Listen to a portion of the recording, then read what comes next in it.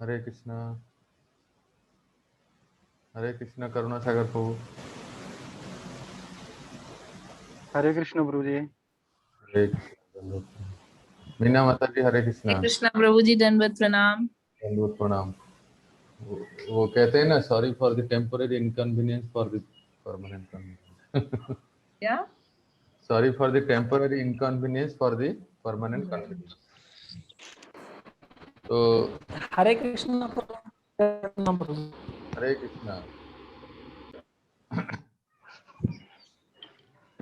Network का कुछ issue है, इसलिए हो पा रहा था, अभी होने लगा है। हरे कृष्ण प्रभु जी, दंडवत प्रणाम।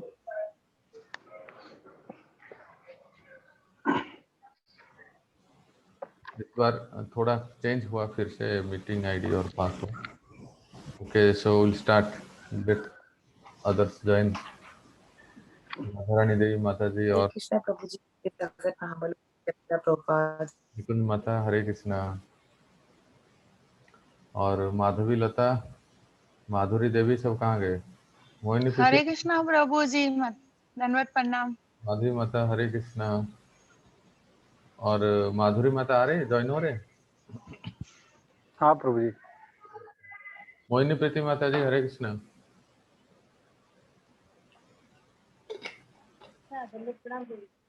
हाँ, हरे कृष्णा हरे कृष्णा। तो आप सभी भक्तों को स्वागत है। हम ज़्यादा देर समय वेस्ट नहीं करेंगे क्योंकि ऑलरेडी लेट हो गए हैं। अब मैं भी थोड़ा व्यस्त था, इसलिए मैसेज भेजा, और ऊपर से इंटरनेट कनेक्शन भी है।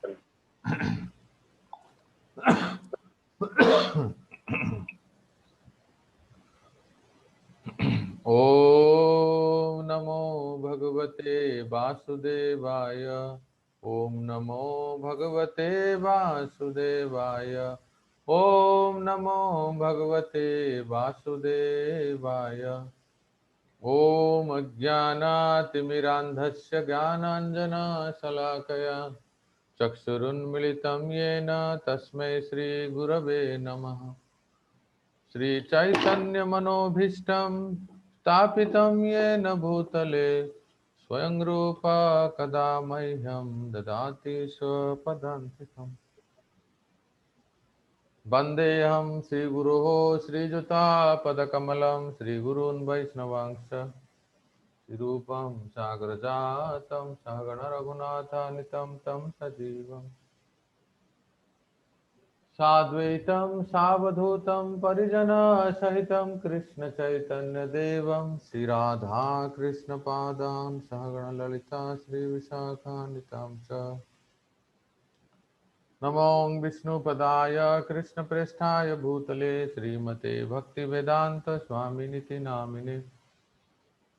नमस्ते सारस्वती देवे गौरवाणी प्रचारिणे निर्विशेष शून्यवादी पाश्चात्य देशतारिणे। वंशाकल्पतरुभ्यश्च कृपा सिन्धुभ्य एव च पतितानां पावनेभ्यो वैष्णवेभ्यो नमो नमः। वैरागयोगभक्तिरसं प्रयत्नैरपाययान्मां न भिक्षु मन्दं कृपाम्बुधिर्य परदुःखदुःखी सनातनं तं प्रभुमाश्रयामि। चैतन्य प्रभु अद्वैत श्री अद्वैत गदाधर शिवासादि गौर भक्त वृंद। हरे कृष्णा कृष्ण कृष्ण हरे हरे, हरे राम राम राम हरे हरे। हरे कृष्ण। हरे कृष्णा प्रभु जी। मेरी तो 8 बजे क्लास है। अच्छा अच्छा, वो अपना आईडीसी है ना। अच्छा ठीक है, आप 8 बजे आधा घंटा सुन लीजिए, फिर आप माता जी आईडीसी कर रही हैं। मीना माता जी का सौभाग्य है कि गुरु महाराज परम पूज्य श्री श्रीमद राधा गोविंद दास गोसाई महाराज के चरणाश्रित हैं और केशव कुंज वृंदावन में जाके महाराज श्री का दर्शन किए और हरि महाराज ने बोल। आशीर्वाद और आदेश भी दिए। मीना माता जी, महाराज ने क्या आदेश दिया? भागवत श्रीमद् भागवत महापुराण का पाठ रोज करने का। तो मैं करती हूँ 1 घंटा। हाँ, तो आपको अभी गुरु आज्ञा मिल गया है, जीवन भर इसको पालन करना है। ठीक अच्छी है। बात है। तो चलिए शुरू करते हैं। तो आप सब प्रार्थना कीजिए कि हमारे मीना माता जी जो परम पूज्य तमाल कृष्ण गोसाई महाराज से माला प्राप्त किए हैं, अभी गुरु महाराज के शरण में जा रहे हैं और आने वाले कार्तिक मास में इनका दीक्षा हो जाए। आप लोग भगवान से प्रार्थना कीजिए। करेंगे ना सब लोग? जी प्रभु जी। आप लोगों की प्रार्थना से ही कुछ हो सकता है, अदरवाइज तो मेरे पास कोई योग्यता भी नहीं है और मुझे लगता भी नहीं मेरे साथ कुछ हो पाएगा। आप लोग सब प्रार्थना करेंगे, आशीर्वाद देंगे तो शायद कुछ हो जाए। बिल्कुल सही कह रहे हैं। हर एक भक्त के मनोभाव ऐसे होने चाहिए, दीक्षा लेने से पहले सभी भक्तों से आशीर्वाद प्राप्त करें और फिर गुरुदेव के शरण में जाएं और गुरु महाराज को अपना ध्येय बना के, उनके वचनों को अपना जीवन का ध्येय बना के मतलब आप समझ लीजिए कि हम लोग तो, मीना माता जी आपने माधुरी कादम्बरी सेमिनार अटेंड भी किए हैं। प्रभुपाद जी एक जगह पे कहते हैं, एक लेटर में लिखते हैं अपने एक शिष्य को, लिखते हैं कि initiation is the beginning, bhakti starts, actual bhakti starts from when we take shelter of spiritual master, आदो गुरु पादाश्रय। तो इसलिए अभी जो हमारा पुरश्चर्या विधि चल रहा है, लेकिन जब हम गुरु आश्रय में रह के नियमित रूप से भक्ति भजन करते हैं तो तब भजन क्रिया शुरू होता है। हमने जो डिस्कशन किया था ना भजन क्रिया, तो भजन क्रिया इनिशिएशन के बाद जब हम जब तो करते ही रहते हैं, लेकिन गुरु ग्रहण करने के बाद जब हम नियमित रूप से श्रृंखलित भाव से और सिंसियरली भजन क्रिया करते हैं, तब वो असली जो है द्वार शुरू होते हैं। इसलिए चक्रवर्ती पाद माधुर्य कादम्बरी में स्पष्ट लिखे हैं कि initiation is the doorway to bhakti, आध्यात्मिक गुरु के शरण ग्रहण करना। और जैसे रूप गोस्वामी पाद कहते हैं, आदो गुरु पादाश्रय कृष्ण दीक्षादि शिक्षणम विश्रम्भेण गुरु सेवा। ये 3 चीजें अति महत्वपूर्ण है, गुरु पादाश्रय और उनसे शिक्षा और दीक्षा ग्रहण करना और गुरु की सेवा करना। जिसकी जितनी योग्यता है, शारीरिक मानसिक आर्थिक, जैसी जिसकी स्थिति जैसी है, वो गुरु को सेवा अर्पण करे। तो इसलिए बहुत अच्छी बात है, सुंदर। अभी हम सुन ही रहे हैं बृहद भागवतामृत में, देखिए एक गोवर्धन का गोप बालक, गोप कुमार, जो उन्होंने भी गुरु ग्रहण किया और उस गुरु ने जो मंत्र दिया, उस मंत्र के जप के प्रभाव से वो एक राजा के पुत्र बन गए और उस राज्य के राजा भी बन गए। और राजा बन के वहां के जो विष्णु मंदिर है, भगवान विष्णु का मंदिर है, वो जब उनके वो जब राजा बन गए तो तब तो फिर उनके पास सब ही सत्ता धन संपत्ति सब कुछ है। तो वो अभी वो बहुत ठाट बाट से, बहुत ही सुंदर भाव से सेवा पूजा करने लगे। उसके बाद क्या हुआ करुणा सागर को? मुझे भी थोड़ा याद दिलाइए, कहाँ तक पहुंचे थे हम? हरे कृष्ण प्रभु जी। लास्ट आपने लिया था वो पुरुषोत्तम क्षेत्र, नीलाचल के लवण समुद्र में हम्म। तट पर भगवान जगन्नाथ जी विराजमान है। हाँ, तो अभी क्या हुआ कि पूर्व पूर्व से, इस ग्रंथ में दक्षिण से लिखा है, लेकिन वास्तव में पूर्व दिशा से, भारत के पूर्व दिशा में ना, पूर्व दिशा से कई ब्राह्मण आए हुए थे, वैष्णव ब्राह्मण, यहाँ जहाँ गोप कुमार जी राजा बन गए थे गंगा के तट पे। और वहाँ आके सब चर्चाएं होने लगी। तो उसमें क्या चर्चा करते हैं कि श्री पुरुष दारु ब्रह्म जगन्नाथ भगवान पुरुषोत्तमे क्षेत्र नीलाचले क्षारार नवतीरे विराजते। परात्पर परमेश्वर पर ब्रह्म भगवान इस कलिकाल में सर्वत्र विद्यमान है, लेकिन इस विशेष करके कलयुग में नीलाचल क्षेत्र में लवण समुद्र के तट पर नीलगिरी पर्वत के ऊपर मंदिर, सबसे बड़ा मंदिर में अपने दारू ब्रह्म के रूप में सबको दर्शन दे रहे हैं। अगर परात्पर परमेश्वर पर ब्रह्म को कहीं दर्शन करना हो तो पूरे अपनी, जैसे सत्ययुग में बद्रीनाथ, त्रेता युग में रामेश्वरम, द्वापर में द्वारिका, इस प्रकार से कलयुग में पुरुषोत्तम क्षेत्र में साक्षात भगवान का पूर्ण शक्ति के साथ विराजमान है। समुद्र के उत्तरी तट पर पुरुषोत्तम क्षेत्र में पूर्णानंद में ब्रह्म दारू मूर्ति के रूप में वर्णन। दारू मतलब, क्षमा कीजिए, वो पीने वाला नहीं है, थोड़ा समझने का प्रयास कीजिए।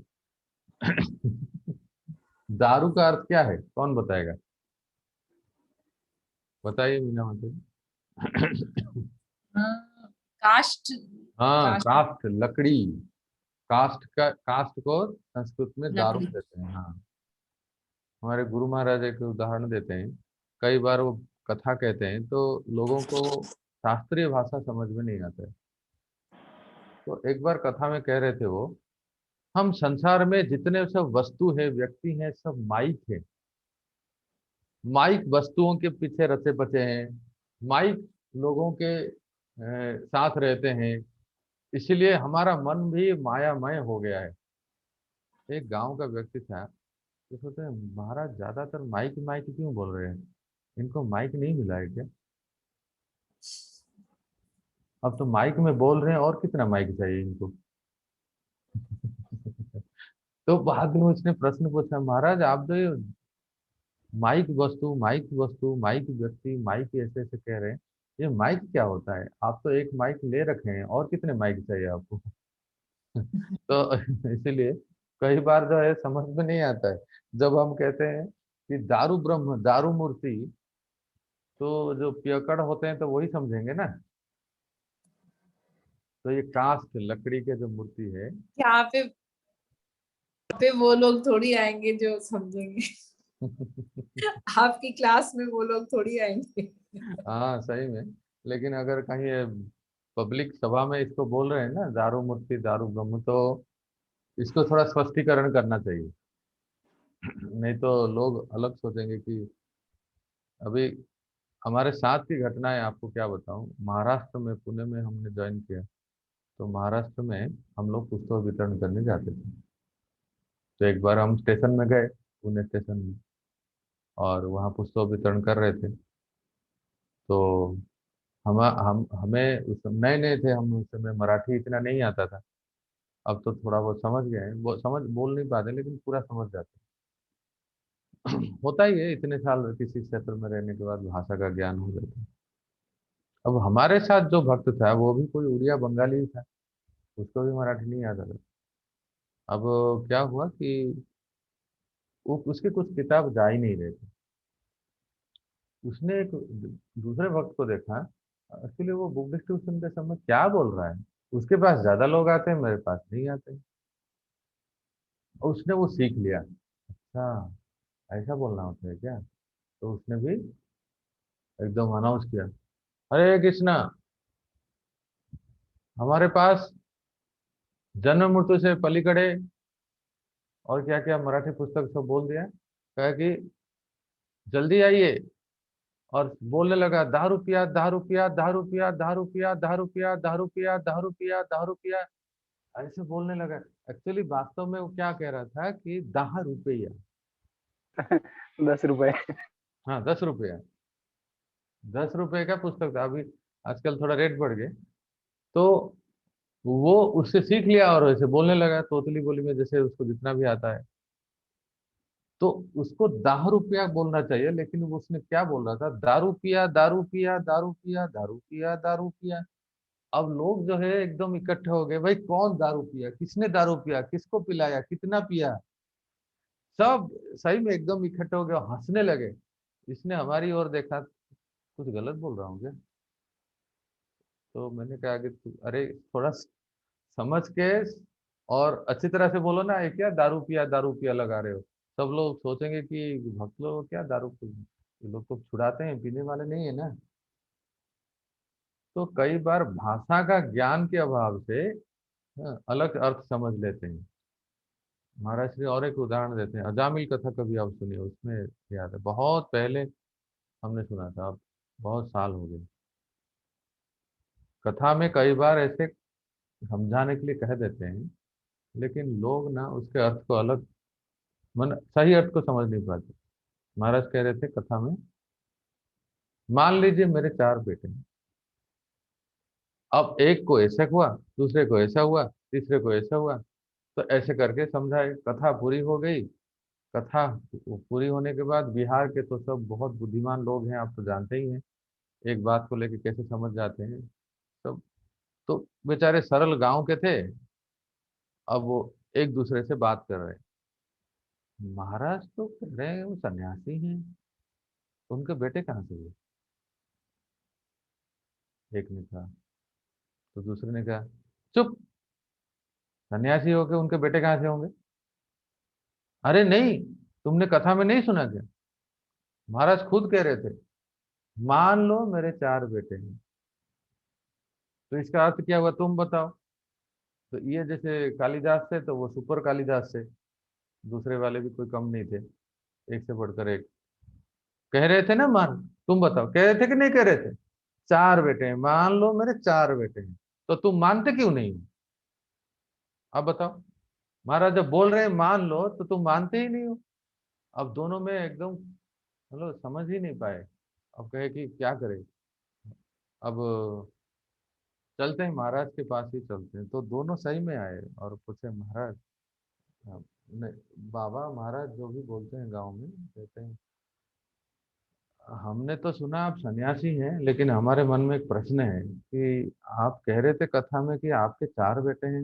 महाराज तो बोले कि मैंने कब कहा, मैं मेरे 4 बेटे हैं। सन्यासियों के तो कोई घर परिवार भी नहीं होते। नहीं नहीं, आपने ही कहा कि मान लो मेरे 4 बेटे। तब तो महाराज सिर पकड़ गए, हे भगवान, ऐसे ऐसे लोगों के सामने अगर कथा कहेंगे तो हमारी तो बेइज्जती हो जाएगी। तो मान लो बोले तो तुम सही में सचमुच मान लिया कि मेरे 4 बेटे हैं। तो इसीलिए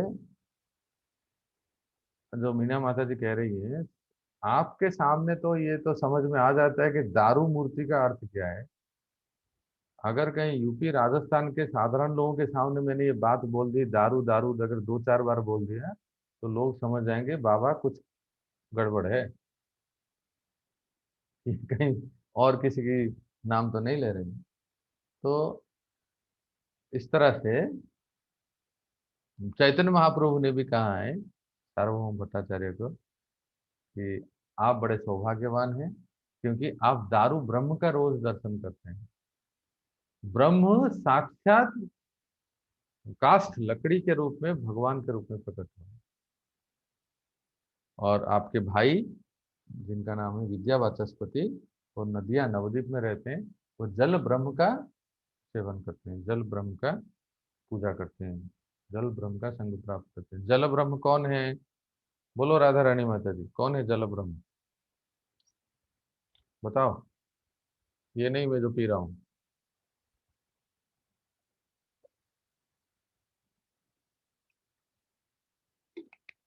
राधारानी माता जी अनम्यूट करो।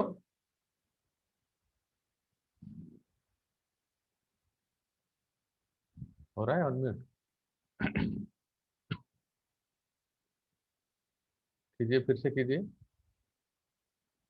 आपकी आवाज सुन। हाँ, हरे कृष्ण प्रभु जी, दंडवत हरे प्रणाम। कृष्ण। राधारानी माता जी जगन्नाथपुरी कभी गए हैं? नहीं प्रभु जी, हरे आप कृष्ण। यात्रा लेके जाओ ना प्रभु जी। हमारे ऊपर ही छोड़ दिया, ठीक है, चलेंगे, जरूर चलेंगे।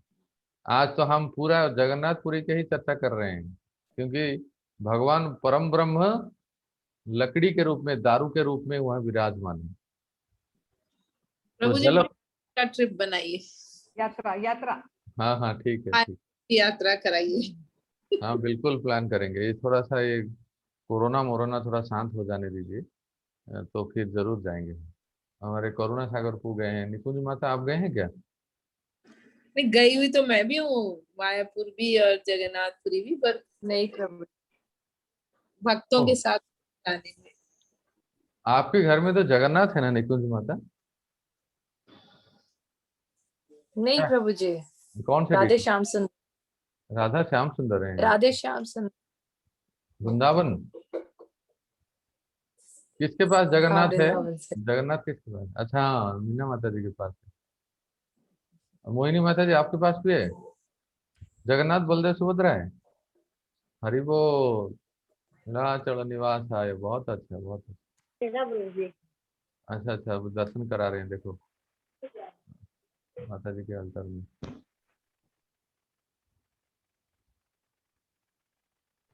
देखो कितना प्यारा अल्टर है, बहुत सुंदर। जगन्नाथ बलदेव सुभद्रा सफेद वस्त्र पहने हैं, और बेणी भी रखे हैं सुभद्रा देवी, चोटी बांधी है। हाँ, जगन्नाथ भगवान भी है, और बगल में सुदर्शन भी है। बहुत सुंदर, हाँ, पीछे घास के जैसा लगाए डेकोरेशन, बैकड्रॉप है। बहुत ही सुंदर है। मोर भी है, देखो। हाँ, और नीचे लड्डू गोपाल है। और ये कौन है माता जी? राधा लिखा है। अच्छा, प्रभुपा जी जय हो, गुरु महाराज। सुंदर अल्टर बनाए, परम पूज्य राधानाथ स्वामी महाराज से लेकर पूरे गुरु वेरी ब्यूटीफुल। गुरु परंपरा है। बहुत सुंदर दिख रहा है, बहुत अच्छा, बहुत ही अच्छा। आपके यहाँ तो नीलाचल जगन्नाथ पूरी धाम साक्षात प्रकट हो गए। मोहिनी माता जी कितने इंच के विग्रह है ये? हैं? नहीं, कितने इंच बोल रहे? अच्छा, ढाई। तो वो छोटे हैं? ओहो, बड़े हैं। अच्छा, हाँ हाँ,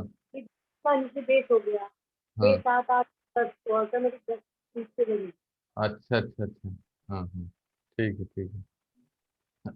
तो आज सुनिए, आप खुश हो जाएंगे, आपके जगन्नाथ जी की कथा हो रही है। तो मैं ये कह रहा था कि ये जो ब्राह्मण आए थे, ब्राह्मण वैष्णव जगन्नाथपुरी से, उन्होंने गोप कुमार के सामने और सबके सामने, विशेष करके गोप कुमार सुन रहे थे, इतनी महिमा बताए, इतना महिमा बताए।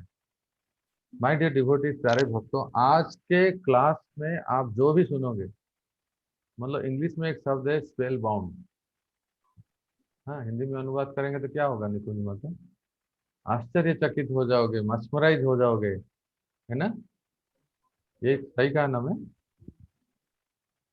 तो ऐसा लगेगा कि भाई इतना महात्म्य है, इतना इसका ग्लोरीज है कि अभी मन होता है कि उड़ के चला जाऊं। ऐसा ऐसा वर्णन है। तो चलते हैं, चलिए सुनते हैं वो ब्राह्मण वैष्णव लोग क्या बोले गोप कुमार को। वे, अच्छा, मैं ये कह रहा था, राधारानी माता इससे प्रश्न पूछ रहा था, जल ब्रह्म कौन है? जल ब्रह्म है गंगा देवी। ठीक है, आज गंगा दशहरा है ना। आज वैष्णव कैलेंडर में बलदेव विद्याभूषण का आविर्भाव, और हमारे एक गोस्वामी, क्या नाम, गंगा माता गोस्वामी निधि तिरुभाव, और और गंगा देवी का आज गंगा पूजा है, गंगा दशहरा कहते हैं। तो वो जल ब्रह्म है। तो यहाँ वो ब्राह्मण लोग कहते थे वे बड़े विभूतिशाली भाग्यशाली थे। स्वयं ही उत्कल राज्य का भगवान जगन्नाथ स्वयं उत्कल राज्य का पालन करते हैं। वे सेवक वत्सल होने के कारण अपनी महिमा का स्वयं प्रकाश कर सदा अपने सेवकों पर कृपा करते हैं। सनातन गोस्वामी अभी जगन्नाथपुरी के महात्म्य का वर्णन कर रहे हैं। संदीप मिश्रा प्रभु हरे कृष्णा, सुन रहे हैं ना? अरे कहाँ चले गए प्रभु? चले गए। तो एक श्लोक है, भारते चौत्कल देशे भूस्वर्गे पुरुषोत्तमे दारू रूपी जगन्नाथ भक्त नाम अभयप्रद।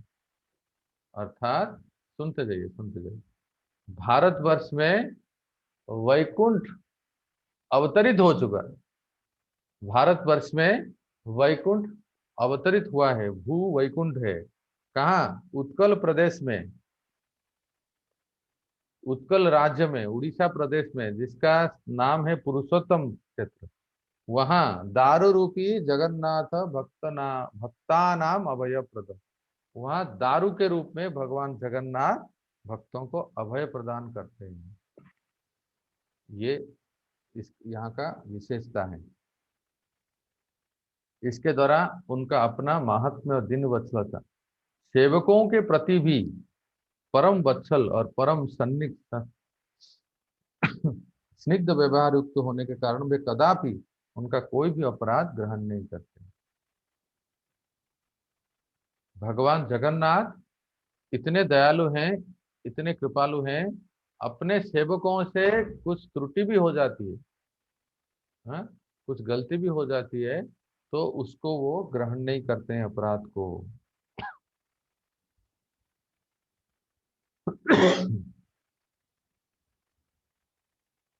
ये हम हमारा अब क्या बताऊं, हमारा शरीर का जन्म वही हुआ है ना, इसलिए हम कह सकते हैं कि हमने बचपन से ये देखा है, पंडों के बीच में कई बार झगड़ा हो जाता है, झगड़ा क्या कई बार मारपीट हो जाता है, कुछ त्रुटि सेवा के बारे में और कुछ के बारे में, कई बार स्ट्राइक हो जाता है, कई बार कुछ हो जाता है, लेकिन फिर भी जगन्नाथ उनके अपराधों को ग्रहण नहीं करते हैं।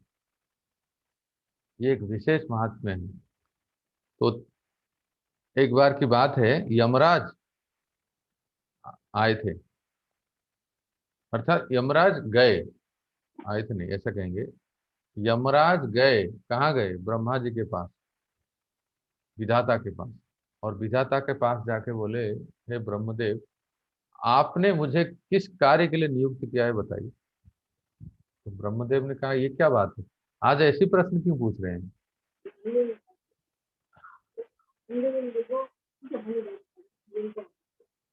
माता जी म्यूट कीजिए। तो विधाता जो थे ब्रह्मदेव, वो आश्चर्य हो गए। यमराज ने कहा, नहीं नहीं, आप किस कार्य के लिए मुझे नियुक्त किए बताइए। तो बोले, जो पापी हैं उनको दंड देना है ना। तो यमराज ने कहा कि बस हो गया काम, अब हमसे नहीं हो रहा है। जो भी पापी हैं, गलत कार्य करते हैं, अपराध करते हैं, वो हमारे दायरे से बाहर हो गए हैं, हम उनको टच भी नहीं कर सकते। तो विधाता ने कहा, ये कैसे संभव है? ये तो ऐसा नहीं है, हर जगह पे आपका आपका पहुंच हर जगह पे है। कौन कौन कौन ऐसा कौन सा स्थान है जहां यमराज नहीं जा सकते? बताइए, कौन सा स्थान? सब जगह मृत्यु का पहुंच है। इसलिए तो हमारे महाराज श्री कहते हैं, डरती है रूह यार और जी भी कांपता है, मरने का नाम मत लो, मरना बुरी भला है। मृत्यु, अब सब कुछ बोलो लेकिन ये मरना जीना ये सब के बारे में ज्यादा नहीं। तो सब जगह सर्वत्र है। इंग्लिश में कहते हैं ना, all pervading, death is all pervading. लेकिन यमराज की बात सुन के ब्रह्मदेव भी बड़े चकित हो गए। तो बोले, कहाँ, कैसे, कौन से ऐसा स्थान है जहां आपकी पहुंच नहीं? तब यमराज ने कहा वो जो भारतवर्ष में पूर्व दिशा में जो समुद्र के तट पर पंचकोशी शंख के आकार में जो क्षेत्र है, शंख का पेट जो समुद्र के अंदर है, शंख का ऊपरी भाग जो स्थल भाग में है, ये पंचकोशी शंख क्षेत्र। यहाँ तो लोग कुछ भी करे, मछली खाए, मांस खाए, एकादशी करे या ना करे, हमारा वहां पहुंच हो ही नहीं सकता। मैं भगवान से अभी इसका प्रश्न का उत्तर जानना चाहता हूँ। तो ब्रह्मदेव और यमराज दोनों चले गए वैकुंठ। वैकुंठ में क्या देखा उन्होंने? शांताकारं भुजगशयनं पद्मनाभं सुरेशं विश्वाधारं गगनसदृशं मेघवर्णं शुभांगं लक्ष्मीकान्तं कमलनयनं योगिर्ध्यानगम्यं वन्दे विष्णु भवभयहरं सर्वलोकेशनाथम्। तो महालक्ष्मी भगवान के चरण सेवा कर रही है। यमराज और विधाता ब्रह्मा पहुंच गए और पूछने लगे कि भगवान योग निद्रा में है। महालक्ष्मी तो दोनों प्रणाम किए, भगवान श्री हरि नारायण को और महालक्ष्मी जी। तो भगवान सब जानते हैं, लेकिन योग निद्रा में ऐसे ही है। तो भगवान ने धीरे से आंख खोली। ब्रह्मदेव और यमराज, आप आए हैं, क्या प्रश्न है, क्या क्या समस्या है? तो विधाता ने कहा कि हे भगवान, यमराज के कुछ प्रश्न हैं, इसका उत्तर मैं नहीं दे सकता, आप ही बताइए। तो भगवान ने कहा, अच्छा क्या प्रश्न है, पूछिए। तो यमराज ने यही प्रश्न पूछा जो ब्रह्मा जी को उन्होंने पूछा था कि आपने मुझे ये सेवा दी है, जिसको प्रभुपाद जी अंग्रेजी में कहते हैं थैंकलेस टास्क, कहते हैं ना, थैंकलेस टास्क। कि आपने ये सेवा दी है कि हर एक प्राणी के सारा हिसाब किताब हम रखते हैं, हाँ? और जो पाप कर्म करते हैं उसको दंड देते हैं, पुण्य कर्म करने वालों को स्वर्ग भेजते हैं। लेकिन एक क्षेत्र है जहां हमारा पहुंच हो ही नहीं सकता, हम पहुंच ही नहीं पाते। अब उसके बारे में क्या करें बताइए। अब जहाँ वहां के लोग कुछ गलत करे, पाप करे, तो उसको कैसे हम उसको उनको सुधारे नहीं। तो भगवान ने पूछा, कौन सी जगह की बात कह रहे हैं आप, है ना, कौन सा क्षेत्र है, कौन सा जगह, कौन सा स्थान? तब उन्होंने बताया ये स्थान जो पंचकोशी, हाँ, शंख के आकार में क्षेत्र है। इतना सुनने के बाद भगवान कुछ नहीं बोले। मैं आपको कहाँ से बोल रहा हूँ जानते हैं? ये स्कंद पुराण के पुरुषोत्तम महात्म्य से। भगवान कुछ नहीं बोले, भगवान हंसने लगे, धीरे धीरे हंसने लगे, मुस्कुराए, मुस्कुराने लगे, मुस्कुरा के लक्ष्मी जी की ओर देखने लगे। तो लक्ष्मी जी समझ गई, अर्धांगिनी है ना, पति के इशारे को अर्धांगिनी जी समझ जाते हैं। अब ये बोलना नहीं पड़ेगा कि एक गिलास पानी लेके आओ, है ना। माताएं आप लोग सब इसमें तो एक्सपर्ट हैं ही कि प्रभु जी को क्या चाहिए इस इतने समय में, इतने बजे और ये इसी समय। तो आदत हो जाती है पास साथ में रहते रहते। अब कोई इतना भी होगा कि उसको बोलना पड़े, तब तो फिर बहुत हो गया ना। जनरली सब समझ जाते हैं। भगवान नारायण के इंगित को लक्ष्मी जी बिल्कुल समझ गए, इशारे को। और अभी भगवान बोले नहीं, उस प्रश्न का उत्तर भगवान नहीं दिए, उस प्रश्न का उत्तर श्री जी ने दिया। इसलिए लिखा है श्री उवाच, श्री श्री उवाच। अर्थात अभी भगवान योग निद्रा में रह के मुस्कुराए और अभी लक्ष्मी जी बोलने लगे। अब देखिए यमराज के प्रश्न का उत्तर लक्ष्मी जी दे रहे हैं। लक्ष्मी जी कह रहे हैं, हे यमराज, ये जो आपने स्थान बताया समुद्र के तट पर लवण समुद्र के तट पर पंचकोशी संघ क्षेत्र में जो भूभाग है, वो साक्षात मेरा ही क्षेत्र है, मेरे प्रभु का क्षेत्र है, इसलिए उस क्षेत्र का नाम है श्री क्षेत्र। वो क्षेत्र आज भी कहते हैं आप श्री क्षेत्र, श्री मंदिर। तो यहाँ श्री शब्द का अर्थ है लक्ष्मी। वो क्षेत्र लक्ष्मी जी का है, इसलिए लक्ष्मी जी कह रहे हैं वो क्षेत्र में प्रत्येक प्राणी चतुर्भुजधारी है। प्रत्येक प्राणी, मनुष्य की बात नहीं कह रहे हैं, प्रत्येक प्राणी चतुर्भुजधारी है। और वहां किसी भी प्राणी का, किसी भी मनुष्य का कोई कर्म का लेखा जोखा नहीं रहता है। इतना सुंदर वो समझा है कि यमराज फिर वो समझ गए कि ये क्षेत्र मेरे दायरे के बाहर है। मैं अभी इस क्षेत्र में, मतलब यहाँ यमराज का प्रभाव भी नहीं चलता है। जहाँ वो जो भी करे वहां के अधिवासी, उसका सारा जिम्मेदारी, सारा दायित्व जो है स्वयं पुरुषोत्तम भगवान लेते हैं। इसीलिए सार यह है प्यारे भक्तों कि वैकुंठ अवतरित हो चुका है, वैकुंठ अवतरित हुआ है। उस क्षेत्र का नाम है श्री पुरुषोत्तम क्षेत्र। इसलिए यहाँ लिखा है भारते चोत्कले देशे भूस्वर्गे पुरुषोत्तमे दारु रूपी जगन्नाथ भक्ता नाम अभय प्रद। तो आप लोग कनेक्शन को समझते जाइए कि ये गंगा के तट पे गोप कुमार जिस राज्य में राजा थे, उनके सामने ये पुरुषोत्तम क्षेत्र के ब्राह्मण वैष्णव लोग कहते हैं, इसलिए स्तुति करते हैं। चतुर्भुज जगन्नाथ कंठ शोभित कौस्तुभ पद्मनाभ देव गर्भ चंद्र सूर्य विलोकना जगन्नाथ लोकनाथ नीलाद्रि सह परोहरि दीनबंधु दया सिंधु कृपालु जन रक्षका। इस तरह से भगवान की स्तुति होती है वहां। चतुर्भुजो जगन्नाथ कंठ शोभित कौस्तुभम पद्मनाभ देवगर्भ चंद्र सूर्य विलोकन, जिनके नेत्र चंद्र सूर्य हैं। जगन्नाथ लोकनाथ नीलाद्रि सह परोहरि, नील पर्वत के ऊपर जो वास करते हैं, कैसे हैं? दीन बंधु दया सिंधु कृपालु जन रक्षक।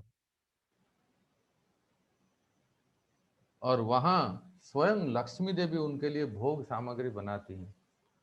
परम दयालु प्रभु स्वयं उस अन्न को भोजन कर अवशिष्ट प्रसाद को महाप्रसाद के रूप में सबको वितरित करते हैं। आज भी जगन्नाथपुरी जाएंगे कि जगन्नाथ मंदिर का जो रसोई है वहां पर अगर जाएंगे दर्शन करने के लिए, ऐसा अद्भुत रसोई पूरे दुनिया में कहीं नहीं है। और वहां की साक्षात महालक्ष्मी ही रसोई करती है। और प्रभु जी वहाँ का निर्माल्य जो होता है वो कई लोग बोलते हैं एकादशी में भी ले लेते हैं। हाँ, अच्छा प्रश्न है। अभी मैं इसका उत्तर देता हूँ थोड़ी समय में, लेकिन आप तो चले जाएंगे इसलिए अभी बोल देता हूँ 8 बजे ना। देखो माता, हाँ देखो माता जी, जगन्नाथ महाप्रसाद निर्माल्य है। और निर्माल्य जिसको महाप्रसाद कहते हैं, वो महाप्रसाद की अवमानना नहीं करना चाहिए। लेकिन चैतन्य महाप्रभु के संप्रदाय में महाप्रभु ने हमें सिखाया है कि व्रत रखना हमारे लिए अनिवार्य है। और व्रत के दिन जगन्नाथ महाप्रसाद को अगर मिलता भी है तो प्रणाम कर लेना चाहिए। अगर कभी भी आपने एकादशी के दिन में पुरी गए, ध्यान रखिए, एकादशी के दिन में अगर पुरी गए, जगन्नाथपुरी गए, तो जगन्नाथपुरी में अगर दर्शन करते हैं, कोई भी पंडा अगर आपको महाप्रसाद देता है जगन्नाथ का, तो ऐसा कभी भी गलती से भी उसके सामने मत बोलिए कि नहीं नहीं आज हम नहीं लेते हैं, आज एकादशी है। वो अपराध है। वो तो अपराध तो बाद में होगा, लेकिन वो डांट देगा, कस के डांट देगा एकदम। इसलिए वो ले लेंगे, हम ले लेते हैं और उनको धन्यवाद देते हैं या कुछ दक्षिणा भी दे देते हैं और प्रणाम करते हैं, अपने पास रखते हैं और द्वादश के दिन पारणा करते हैं। नहीं हमेशा आप, प्रभु जी, मैं वो कह रही थी, वो जो सूखे हुए रोज अपन लेते हैं ना। हाँ जी हाँ जी, मेरे पास भी अभी आपको दिखाने वाला था, एक डब्बा में मैं रखा हूँ। जो हमारे घर में तो हमारे माता श्री और सब लोग प्राय रोज एक एक दाना मुंह में सब, डालते हैं, वो अच्छा है। हाँ एक एक दाना रोज लेते हैं, हम भी जी, लेते हैं प्रभु जी। वो उसी के लिए पूछ रही थी कि वो एकादशी के दिन फिर थोड़ी लेंगे। एकादशी के दिन हम नहीं लेते हैं, एकादशी हम तो उससे खोल लेते हैं, फिर दूसरे दिन द्वादशी के दिन लेके उससे पारण कर लो। पारण जब हम करते हैं तो सबसे बढ़िया है कि जगन्नाथ महाप्रसाद निर्माल्य लेके पारण करें, हाँ उसी से। उसके बाद कुछ और भोजन करें, है ना। हरे कृष्ण। बस यही पूछना था प्रभु जी। हरे कृष्ण। हरे आज आपका कृष्ण। लास्ट है क्या? आज आप हमारा लास्ट है। चलिए अच्छा ठीक है। समझा रहे हैं, बहुत अच्छा बोल रहे हैं वो भी। हाँ, आप डिसाइपुल कोर्स पूरा कीजिए ताकि आपके सारे जो है हम सबकी प्रशिक्षण उसमें ही हो जाता है। हाँ, पूरा फिलॉसफी अच्छे से बता दी उन्होंने।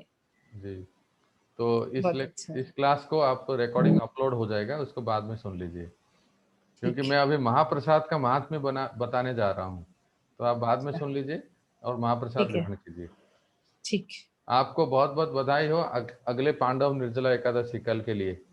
ठीक है प्रभु जी, आपको भी बधाई हो। प्रार्थना करेंगे अपन सब निर्जल कर रख सके अच्छे से। प्रयास करें कि सब लोग निर्जल रखें, नहीं होता है तो जल पी के कर सकते हैं। हरे कृष्ण। हरे कृष्ण प्रभु जी, धन्यवाद प्रभु। हरे कृष्ण। तो यहाँ बताया गया है कि साक्षात महालक्ष्मी उस रसोई में, जो किचन है जगन्नाथ मंदिर में, वहाँ रसोई करते हैं, और एक के ऊपर एक के ऊपर एक के ऊपर एक के ऊपर एक के ऊपर मिट्टी का घड़े में सारे व्यंजन रहता है, तो सबसे पहले ऊपर वाला पकता है। जगन्नाथ मंदिर का वैशिष्ट्य आप कभी यूट्यूब वगैरह में देखेंगे तो बड़ा अद्भुत है, सब चीज अद्भुत है। वो कहते हैं ना, हवा किस तरफ बहता है तो झंडा जो किसी दूसरी तरफ ऐसे लहराता है, और कई सारी चीजें। मंदिर का परछाया कभी नहीं जमीन पे पड़ता है, इतना बड़ा मंदिर है लेकिन मंदिर का परछाया कभी जमीन पे नहीं आता है। आप जिस दिशा से देखेंगे, जिस कोने से देखेंगे, ऐसा लगेगा नीलचक्र आपके सामने ही दिख रहा है। इतना बड़ा चक्र है लेकिन दूर से छोटा सा दिखता है कि उसके अंदर से एक मनुष्य आर पार हो जाएंगे, इतना बड़ा चक्र, उसमें होल छेद ऐसे हैं। रोज झंडे को बदलते हैं, उसको देखने के लिए कितने लोग तरसते रहते हैं, और उस झंडे के वस्त्र को लोग खरीद के लेते हैं, अपने पास रखते हैं, पूजा करते समय, जप करते समय, या हाथ में से बांधते हैं। तो कई किसी ब्राह्मण पंडा पुजारी से अगर आपका पहचान हो, तो जगन्नाथ भगवान का जो गीत गोविंद में लिखा हुआ महावस्त्र है ना, जिस वस्त्र के ऊपर गीत गोविंद लिखा रहता है, जयदेव गोस्वामी का गीत गोविंद लिखा रहता है, उस वस्त्र को भगवान पहनते हैं। विशेष करके जो 12 बजे का जो दर्शन होता है, बड़ा सिंगार बेस होता है, जब भगवान सज धज के राधा रानी से मिलने के लिए, रास करने के लिए जाते हैं, उस वस्त्र को, इस बार हम पुरी गए थे तो उस पुजारी से, पंडित से हमने पूछा कि हमारे परम पूज्य भक्ति पुरुषोत्तम महाराज हमेशा गले में वो पाट वस्त्र को डाल के रखते हैं, जो भी आता है उसको थोड़ा सा टच करा देते हैं। तो वो है जगन्नाथ का रात को 12 बजे जो श्रृंगार होता है, बड़ा श्रृंगार बेस कहते हैं, जिसमें फूलों की श्रृंगार होता है, और वो पाट वस्त्र पहनते हैं जिसके ऊपर गीत गोविंद लिखा रहता है, वो है। तो मैंने उस पुजारी को पूछा कि इस वस्त्र को, इसका हमें थोड़ा मिल सकता है क्या? तो उन्होंने कहा कि ये थोड़ा क्या, पूरा ही ले लीजिए। और भगवान जगन्नाथ तो छोटे नहीं है, उनके वस्त्र, उनमें जो वस्त्र चढ़ाया जाता है, वो बड़े बड़े, जैसे माताएं साड़ी पहनते हैं ना, इतने बड़े बड़े लंबे लंबे साड़ी इस रूप में वस्त्र को चढ़ाया जाता है। तो उसका कीमत कुछ उन्होंने बताया कि 5,000, शायद 4,000 या 5,000। तो मैंने मन में ठान लिया, अगली बार तो करुणा सागर को लेके जाएंगे। जरूर प्रभु जी, हरि बोल। भगवान जगन्नाथ का गीत गोविंद लिखा हुआ महाप्रसाद वस्त्र लाएंगे और सबको बांटेंगे। जरूर थोड़ा प्रभु जी। थोड़ा थोड़ा फाड़ के सब लोग रखेंगे जप करते समय गले में। मैंने देखा पुरुषोत्तम महाराज, आप जानते हैं ना भक्ति पुरुषोत्तम महाराज, हाँ प्रभु जी। बड़े उड़ीसा के ही हैं, मायापुर में सन्यासी हैं। तो हमें देखा कि बहुत सुंदर गले में डाल के, और पुजारी ने एक बड़ा अद्भुत बात बताई। उन्होंने कहा भी कि आपके इस्कॉन के जो भक्ति पुरुषोत्तम महाराज हैं, वो हमारे यहाँ से जगन्नाथ का महाप्रसाद वस्त्र लेके गए। उनको पिछले 18 साल से एक बहुत क्रोनिक डिजीज था, एक कुछ तो एक बीमारी था। उन्होंने तमाम डॉक्टर और वैद्य सब दिखा दिए, कहाँ कहाँ नहीं गए वो, बहुत सारा वैद्य दिखाया, लेकिन कुछ इतना खास असर नहीं होता था। लेकिन पता नहीं उनको कैसे तो एक कुछ ऐसे हुआ, प्राप्त हुआ। तो जब से वो जगन्नाथ का महाप्रसाद वस्त्र शरीर में से धारण करते हैं, और जब करते समय, कोई भक्त कथा करते समय, पूजा करते समय किसी भक्त को मिलते हैं तो उनको भी थोड़ा स्पर्श कराते, तो जब से वो धारण किए हैं, उनका वो जो सालों का जो बीमारी था, जो क्रोनिक डिजीज कहते हैं ना, वो दूर हो गया।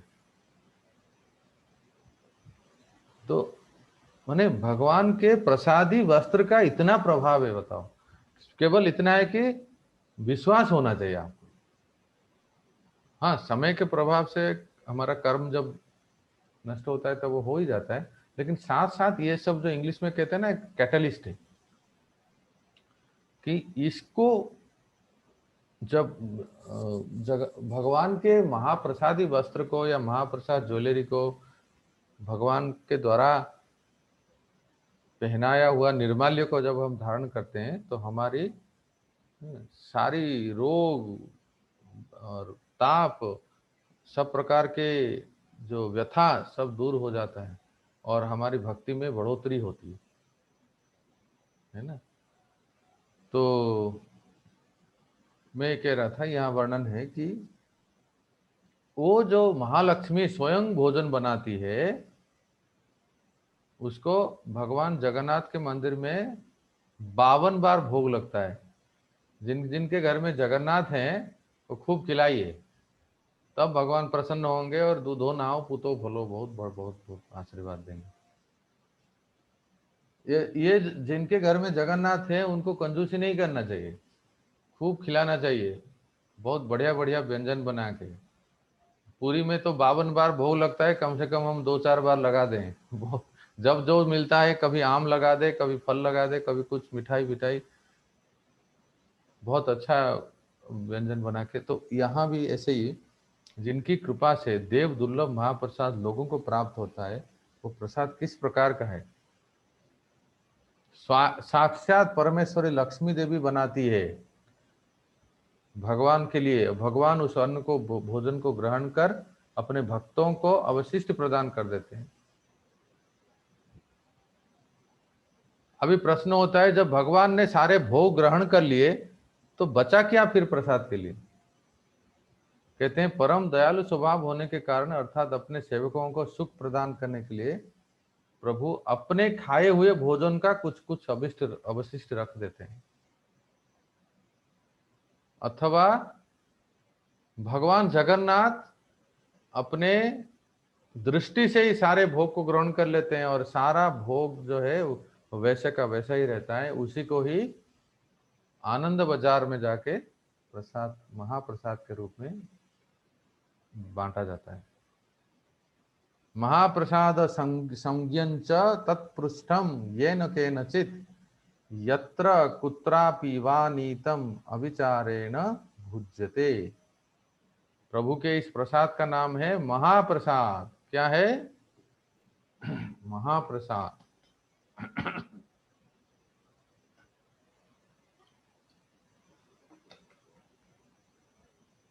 उसका नाम महाप्रसाद क्यों हुआ, कौन बताएगा? बताओ, कौन पूरी गए हैं, किसको ज्ञात है? सबसे पहले भगवान को महालक्ष्मी जी बनाती है, भगवान को भोग लगता है। भगवान को भोग लगने के बाद वो विमला देवी को लगता है, इसीलिए वहां प्रसाद है।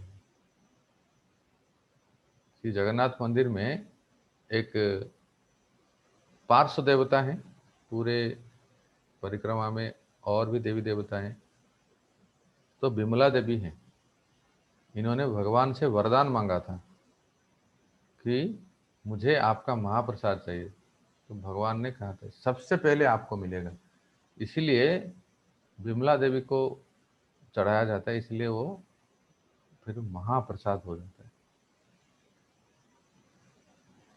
तो यहाँ कहते हैं इसमें स्पर्श अस्पर्श का विचार नहीं है, क्योंकि किसी के द्वारा भी स्पर्श करने पर या किसी भी स्थान पर ले जाने पर बिना किसी विचार के सभी लोग उसका ग्रहण कर सकते हैं।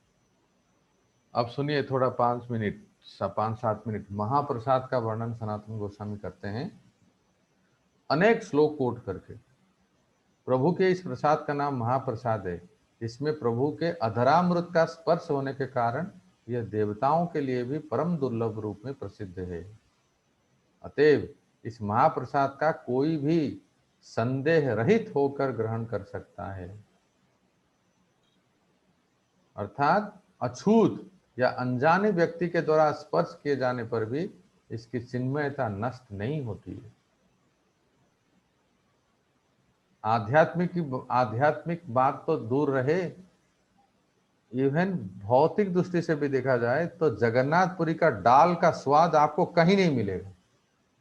मट्टी के घड़े से जो वो बनाते हैं, सब अन्न, दाल, सब्जी, खिचड़ी, ये सारे जो है, विशेष करके जगन्नाथपुरी का दाल इतना गाढ़ा गाढ़ा रहता है, मट्टी के पात्र में बना हुआ है ना। करुणा सागर को याद आ रहा है? हाँ प्रभु जी, हम लोग प्रभु जी शाम का प्रसाद लेने के बाद भी आनंद बाजार प्रसाद लेने जाते थे, दाल और राइस खाने के लिए जगन्नाथपुरी का। हाँ, बहुत स्वादिष्ट रहता है, वो बहुत मीठी मीठी दाल रहता है, गाढ़ा गाढ़ा। मीठी मीठी दाल, वही मटकी को फोड़ के उसी मटकी के अंदर, हाँ, वो मटका में रहता है, मिट्टी का घड़ा रहता है, उसमें वो देते हैं। तो वहाँ एक विशेष बात है, अछूत का कोई मतलब ये नहीं कह सकते, क्योंकि इसके पीछे कारण है, साक्षात महालक्ष्मी जी ने आशीर्वाद मांगा था। महालक्ष्मी जी ने भगवान जगन्नाथ से आशीर्वाद मांगा था, हे जगन्नाथ, यही आशीर्वाद दीजिए कि यहाँ आपके इस क्षेत्र में आपकी महाप्रसाद को जो भी प्राप्त करेगा, एक ही पत्र में चंडाल और ब्राह्मण भोजन ग्रहण कर सकते हैं। ये और कहीं नहीं है, ये बहुत विशेष बात हम आपको बता रहे हैं।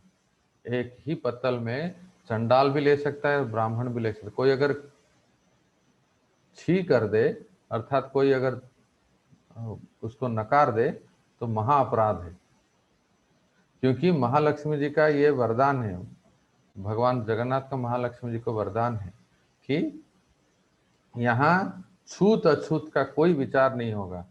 यहाँ सबसे सर्वश्रेष्ठ महाप्रसाद का ही सर्वश्रेष्ठता है और उसमें चिन्मयता कभी नष्ट नहीं होती। जिस किसी स्थान पर भी, अर्थात दूर देश में, यहाँ तक कि अयोग्य या अपवित्र प्रदेश में ले जाने पर भी बिना किसी विचार के सभी इसका भोजन कर सकते हैं। अर्थात पाश्चात्य देश में भी जगन्नाथ महाप्रसाद को एक्सपोर्ट कर सकते हैं, और वहां म्लेच्छ यवन इनको, ये लोग भी अगर महाप्रसाद को ले तो उनका सदगति होता है। क्यों निकुंज लीला माता? फिलाडेल्फिया में कभी जगन्नाथ महाप्रसाद नहीं लाए? कोई लाए कि नहीं? हाँ प्रभु जी, कोई डिवोटी लेकर आए थे तो मिला था हमें। हाँ, तो इसलिए यहाँ कहा गया है कि जगन्नाथ महाप्रसाद को देश विदेश में अलग अलग जगह में भी लेके जाया जा सकता है, और वहाँ प्रसाद बांट सकते हैं। कोई भेदभाव विचार नहीं करना चाहिए।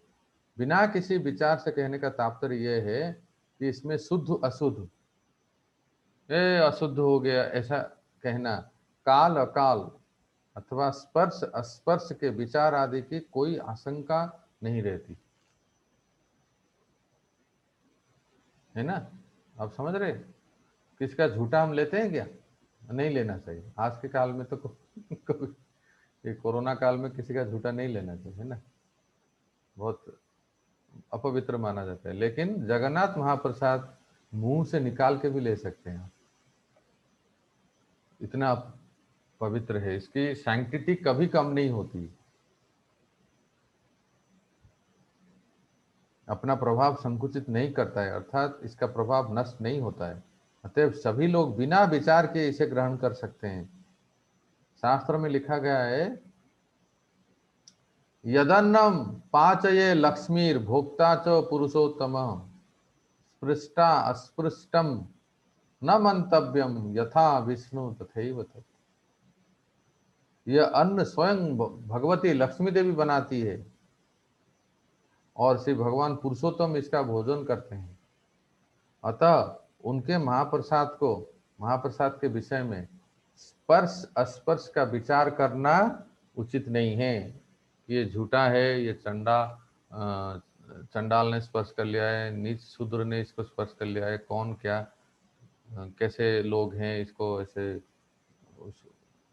कोई कहते हैं ना क्लीनलीनेस मेंटेन नहीं करते हैं, ऐसा कहना भी उचित नहीं है। वहाँ ऐसा भी है, मतलब प्राय देखा जाता है कि जब भी आप जगन्नाथ महाप्रसाद लेते हैं मटका में या पत्तल में जैसे भी, तो कई बार कुछ गरीब माताएं, कोई बुढ़िया, कोई वृद्ध व्यक्ति ऐसे आ जाते हैं, बाबा, तो ऐसे लोगों को भी, ऐसे लोगों के लिए भी पत्तल दे देना चाहिए। अरे आपको क्या पता भगवान ही उस रूप में आ गए होंगे, आप समझ रहे हैं बात। अगर कभी भी पुरी जाते हैं तो ध्यान रखिए एक बात को, किसी एक ब्राह्मण को बुला के पहले खिलाइए और प्रणाम करके दक्षिणा दीजिए,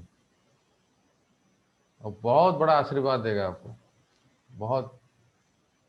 इसके बाद खुद भोजन करने के बाद जो बचा कुचा किसी एक दरिद्र भिक्षुक, कोई बुढ़िया, कोई वृद्ध व्यक्ति ऐसे जो रहते हैं उनको दे दीजिए। कभी भी याद रखिए, कान खोल के सुन लीजिए, जगन्नाथपुरी में, ऐसे तो इन जनरल कहीं भी नहीं, लेकिन विशेष करके पुरी में ना मत कहिए किसको। कोई महाप्रसाद मांग रहा हो, कोई गरीब व्यक्ति हो, बच्चा हो, वृद्ध हो, वृद्धा हो, और अगर मांग रहे हो तो भले उनको अपने से निकाल के पेट भर के खिला दीजिए, क्योंकि वहाँ की महात्म्य अलग ही है। आपको अनुभव की बात हम कह रहे हैं, अब ज़्यादा हो जाएगा बोलने के लिए इसलिए बोलते नहीं, लेकिन एक बार सुन लीजिए। हमारे मन में एक बार ऐसे विचार आया, बचपन से ही जाते रहते हैं वहाँ, भक्त बनने के बाद, इस्कॉन में आने के बाद एक दिन विचार आया, ऐसे ही तो बहुत पढ़े हैं सुने। एक दिन ऐसे बैठा, शाम का समय था, हमने सोचा कि आज हम महाप्रसाद खरीदने नहीं जाएंगे। सुन रहे हैं ना आप लोग, आज हम आनंद बाजार में महाप्रसाद खरीदने नहीं जाएंगे। अब अगर सही में भगवान की कुछ योजना है तो हमें प्राप्त होगा तो लेंगे, नहीं तो नहीं लेंगे। नहीं तो प्राय जब जाते हैं तो हम आनंद बाजार में जाते हैं, अपने जो भी जितना चाहिए वो खरीद के ले लेते हैं और खुद लेते हैं और दूसरे को। ऐसा मान के चैतन्य महाप्रभु का चरण चिन्ह जहाँ है ना, करुणा सागर को याद है ना, मंदिर के अंदर जब आप परिक्रमा करते हो, चैतन्य महाप्रभु का चरण चिन्ह है एक जगह, तो वहाँ पास में बैठ गए हम। महाप्रभु के बड़े बड़े एकदम 7 फुट के थे महाप्रभु के चरण देखना हो तो वो वास्तव में इतने बड़े बड़े 7 फुट के चरण है। तो पत्थर पिघल गया था जिसके ऊपर महाप्रभु खड़े थे, उस पत्थर को ही बाहर लेके रखे। तो हम वहाँ बैठ के जप कर रहे हैं। भक्तों, आप बिलीव नहीं करोगे, ठीक 7 बजे लगभग आरती का समय हो रहा था, एक व्यक्ति आए मेरे पास, और मैं ऐसे वस्त्र में था, ऐसे जप कर रहा था, तो आके पीछे से बोले, उड़िया भाषा में बोले बाबा भोजन लिया, भोजन प्रसाद। तो मैं देखो मैंने क्या मन में सोचा था, आज हम प्रसाद आनंद बाजार में जाएंगे नहीं, प्रसाद खरीदेंगे नहीं। अगर जगन्नाथ जी भगवान सही में कुछ देना हो तो देंगे, नहीं तो भूखे चले जाएंगे। मतलब वहाँ सब कुछ चिन्मय है। मैं आपको एक इतने घटना बता सकता हूँ कि मतलब कोई सीमा नहीं है, समय परे हो जाए। तो वो आए बुलाए तो मुझे, मैं उसको जानता हूँ, वो ना वो मुझे जानते हैं, ठीक है। और मैंने ऐसे सिर ऊपर किया, मन ही मन सोचने लगा जय हो। हमारे उड़िया भाषा में जगन्नाथ को जगन्नाथ नहीं बोलते हैं, भगवान को क्या बोलते हैं जानते हैं? कालिया, कालिया, कालिया। क्योंकि वो काले हैं ना, इसलिए वहाँ गांव के लोग, सब लोग यही बोलते हैं कालिया। एक कालिया, कालिया के पास गए थे कालिया तो हम कहते हैं जय हो कालिया। तो बड़ी अपरंपार है। मैंने सोचा था मैं क्यों प्रसाद खरीदूं, तो आपने भिजवा दिया, बुला लिया। तो उसके साथ गया फिर मैं, तो वो कौन सा था, पूर्व द्वार, पश्चिम द्वार, उत्तर द्वार, उत्तर द्वार के पीछे, ऐसे उत्तर या दक्षिण द्वार है, दक्षिण द्वार साइड राइट के पीछे उन्होंने ऐसे मेरे जैसे और कई लोगों को बुलाया था पंगत में, और ऐसे बिठाया था। बिठाया तो मैं गया तो और भी लोग बैठे हैं, और भी कोई ब्राह्मण वैष्णव भक्त लोग बैठे हैं। तो मैं बैठा तो उसने भर पेट, थोड़ा थोड़ा हाथ में नहीं, पत्तल में भर पेट प्रसाद खिलाया और कुछ दक्षिणा दिया। तो मैंने कहा कि मैं तो आपको जानता नहीं हूँ। और तो नहीं नहीं, हम हर रोज ऐसे सेवा करते हैं। हम देखते हैं कोई अगर साधु संत ब्राह्मण वैष्णव कोई हैं जिनके जिनको प्रसाद लेना है, तो हम ऐसे पूछते हैं। तो आज आप मिल गए, तो मेरा साक्षात प्रत्यक्ष अनुभव हुआ कि श्री जगन्नाथ मंदिर में कोई भूखा नहीं रह सकता, कोई नहीं। तो वहाँ ये सब ब्राह्मण वैष्णव लोग वहाँ की महिमा गोप कुमार और बाकियों के सामने वर्णन कर रहे। आगे कहते हैं स्कंद पुराण में, चिरस्थमपि संशुष्कम नीतम वा दूरदेशतः यथा यथोपभुक्तम सत सर्व पापम अनुदनम। प्यारा श्लोक है, आप मीनिंग सुनोगे तो एकदम रोंगटे खड़े हो जाएंगे। क्या महिमा है। एक तो पहले बताया कि अन्न स्वयं लक्ष्मी देवी बनाती है, भगवान पुरुषोत्तम उसका भोजन करते हैं, अतः उनके महाप्रसाद के विषय में स्पर्श अस्पर्श का विचार करना भी नहीं चाहिए। आगे कहते हैं चिरस्थ, अर्थात भगवान जगन्नाथ का प्रसाद वासी भी हो गया। कई बार होता है ना, सूखा प्रसाद तो आप ले आते हैं, जो खाजा कहते हैं, खाजा ना, खाजा लेके आप हम लोग सब बांटते हैं दूसरों को। कई बार जो अन्न प्रसाद है, अन्न प्रसाद को भी हमारे घर में अभी भी कोई भी पूरी जाता है ना, जगन्नाथ के अन्न प्रसाद को लेके आते हैं और उसमें दही ये सब डाल के उसको दिनों तक रखते हैं ताकि खट्टा खराब ना हो जाए, और उसको अन्न प्रसाद को खुद लेते हैं और दूसरों को बांटते हैं। इसके लिए इसको कहा गया चिरस्थम, अर्थात वासे। भगवान जगन्नाथ का महाप्रसाद वासी भी हो गया हो। तो कई बार ऐसे लगता है कि ये क्या वासी है, वासी चीज नहीं खाना चाहिए, शरीर के लिए हानिकारक है।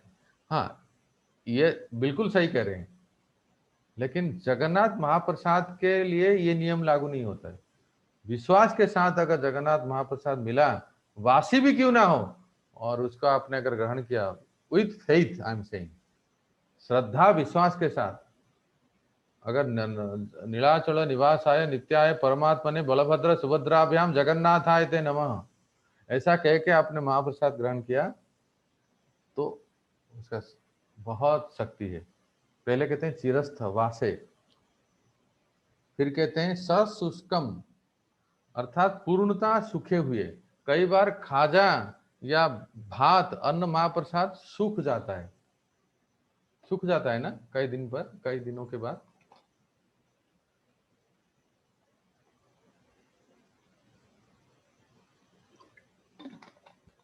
सूखने पर भी उसको कभी भी अनादर नहीं करना चाहिए, मिलते ही ग्रहण कर लेना चाहिए।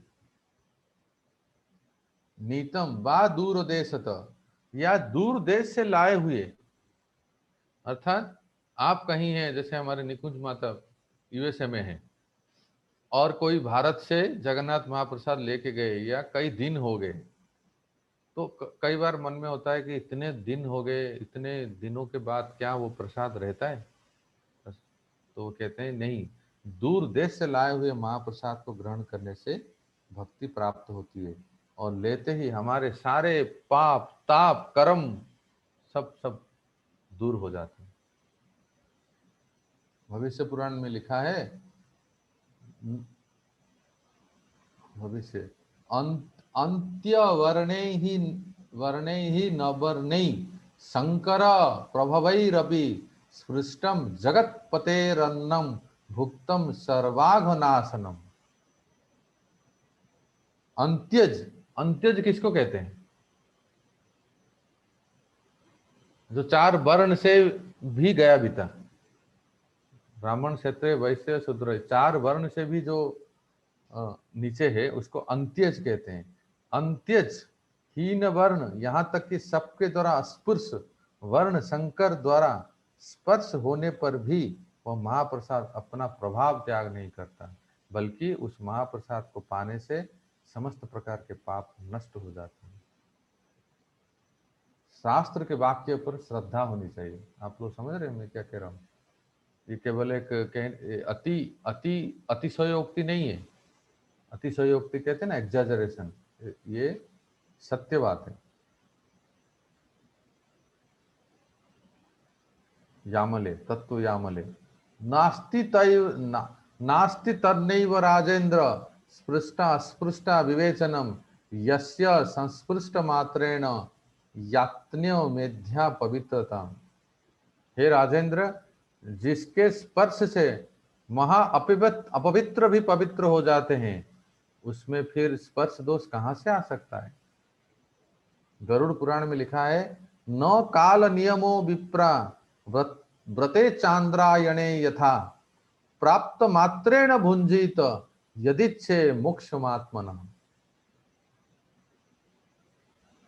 गरुड़ पुराण में लिखा है, जो लोग मोक्ष की इच्छा रखते हैं वे समस्त प्रकार के काल नियम अर्थात चांद्रायण आदि व्रतों की व्यवस्था रूप उपवास आदि नियमों का परित्याग कर महाप्रसाद प्राप्त होते ही उसका भोजन करें।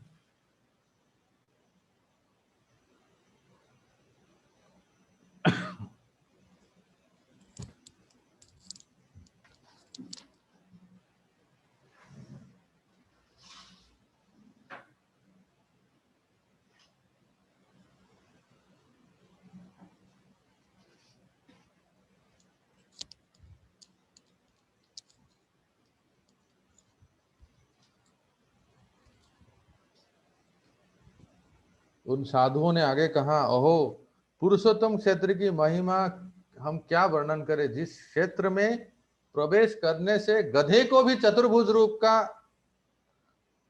प्राप्त हो जाते हैं।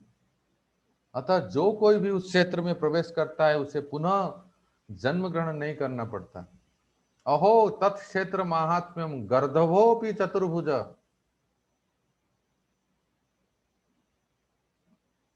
यत्र प्रवेश मात्रेण न कस्यापि पुनर्भव। जिस क्षेत्र में प्रवेश करने से गधे को भी चतुर्भुज स्वरूप प्राप्त हो जाता है, तो मुझे उम्मीद है आप में से जितने भी लोग इस क्लास को सुन रहे हैं, कोई कम से कम गधा तो नहीं है ना? तो हम तो कम से कम मनुष्य शरीर में है ना? करुणा सागर को सुन रहे हैं ना? कोई गधा है तो हाथ उठाओ। गधे को चतुर्भुज रूप प्राप्त हो जाता है और अब मनुष्यों की बात क्या कहें। इसलिए कहते हैं जगन्नाथ देव की महाप्रसाद की महिमा की बात तो दूर रहे, निश्चित रूप से अहो अभिप्राय से कहते हैं, आश्चर्यचकित होकर कहते हैं, उस क्षेत्र में प्रवेश करने से गधे जैसे निकृष्ट पशु भी चतुर्भुज होकर भगवान के समान रूप। ब्रह्म पुराण में कहते हैं, अहो क्षेत्रस्य महात्म्यम समानता दृश्य योजनम दिविष्ठा यत्र पश्यन्ति सर्वानेव चतुर्भुजन। पुरुषोत्तम क्षेत्र की महिमा क्या बताया जाए। 10 योजन तक व्याप्त क्षेत्र में स्थित, 10 योजन। हम लोग जब श्री क्षेत्र परिक्रमा करते हैं, सुन रहे हैं ना आप लोग, श्री क्षेत्र परिक्रमा करते हैं, ये कब होता है जानते हैं? कार्तिक पूर्णिमा। कार्तिक में ब्रजमंडल परिक्रमा करते हैं। ब्रज के कार्तिक पूर्णिमा के ठीक अगले दिन ही हम यहाँ, मतलब जो लोग वृंदावन से हैं यहाँ से चले जाते हैं पुरी। तो मार्गशीर्ष मास के कृष्ण पक्ष में श्री क्षेत्र परिक्रमा होती है, पंचकोशी परिक्रमा। लेकिन यहाँ कहा गया है 10 कोश क्षेत्र में सभी जीवों को, ध्यान से सुनिए, याद मेरी ओर देखिए, पूरे पुरुषोत्तम क्षेत्र में 10 कोश में सभी जीवों को देवता लोग ऊपर से देख रहे हैं तो कैसे दिखता है? चतुर्भुज। देवता लोग चतुर्भुज रूप में दर्शन करते हैं। जो भी व्यक्ति, जैसा भी व्यक्ति श्री क्षेत्र में प्रवेश करता है और श्री मंदिर में प्रवेश करता है तो वो चतुर्भुज स्वरूप हो जाता है। करुणा सागर पू आप गए थे ना? हाँ प्रभु। तो आपके 2 ही हाथ हैं और 2 हाथ कहाँ गए? छोड़ के आ गए क्या? तो यही लिखा गया है कि चतुर्भुज स्वरूप होते हैं वो। गरुड़ पुराण में वेद व्यास ने लिखा है, उस क्षेत्र में स्थित सभी लोग शंख चक्र गदा पद्मधारी हैं। उन्हें दर्शन कर देवता भी पुनः पुनः मोहग्रस्त हो जाते हैं। रिक्शा वाला, पान वाला से लेके पंडा पुजारी तक सभी लोग वहां चतुर्भुजधारी हैं, बस हमें दिखता नहीं है। किसी भी स्थान से आया हुआ कोई भी जीव, यहां तक लिखा है, नारद भी कहते हैं उस स्थान में समस्त, किसी भी स्थान से आया हुआ कोई भी जीव, चाहे वो जीव फिलाडेल्फिया से हो या पूना से हो या मुंबई से हो या उत्तर प्रदेश से हो, किसी भी स्थान से आया हुआ कोई भी जीव उस स्थान में प्रवेश करने मात्र से ही उसका पुनर्जन्म नहीं होता है। रथे तु वामनम दृष्ट्वा पुनर्जन्म न विद्यते। कैसा है वो श्लोक? कौन बताएगा?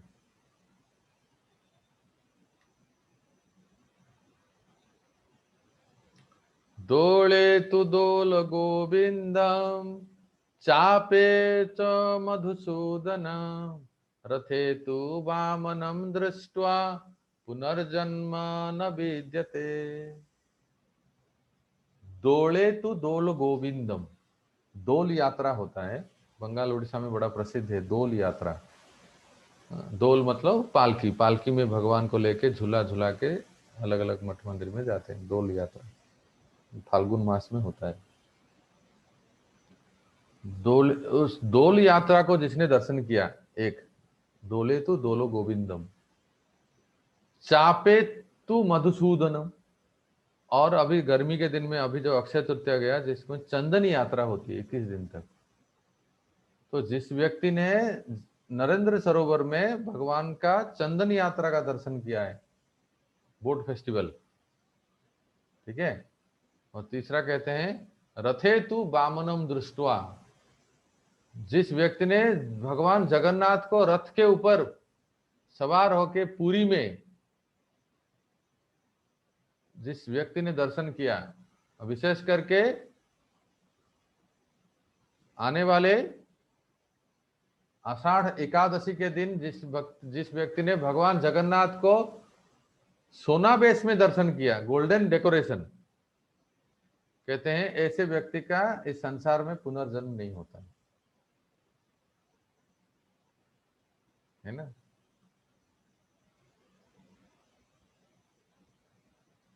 इस संदर्भ में वेद व्यास ने कहा, जहां साक्षात परम ब्रह्म दारू लीला करते हुए विराजमान है, उस क्षेत्र के स्पर्श मात्र से सभी जीव उसी क्षण मोक्ष प्राप्त करते हैं और उनका पुनर्जन्म नहीं होता है।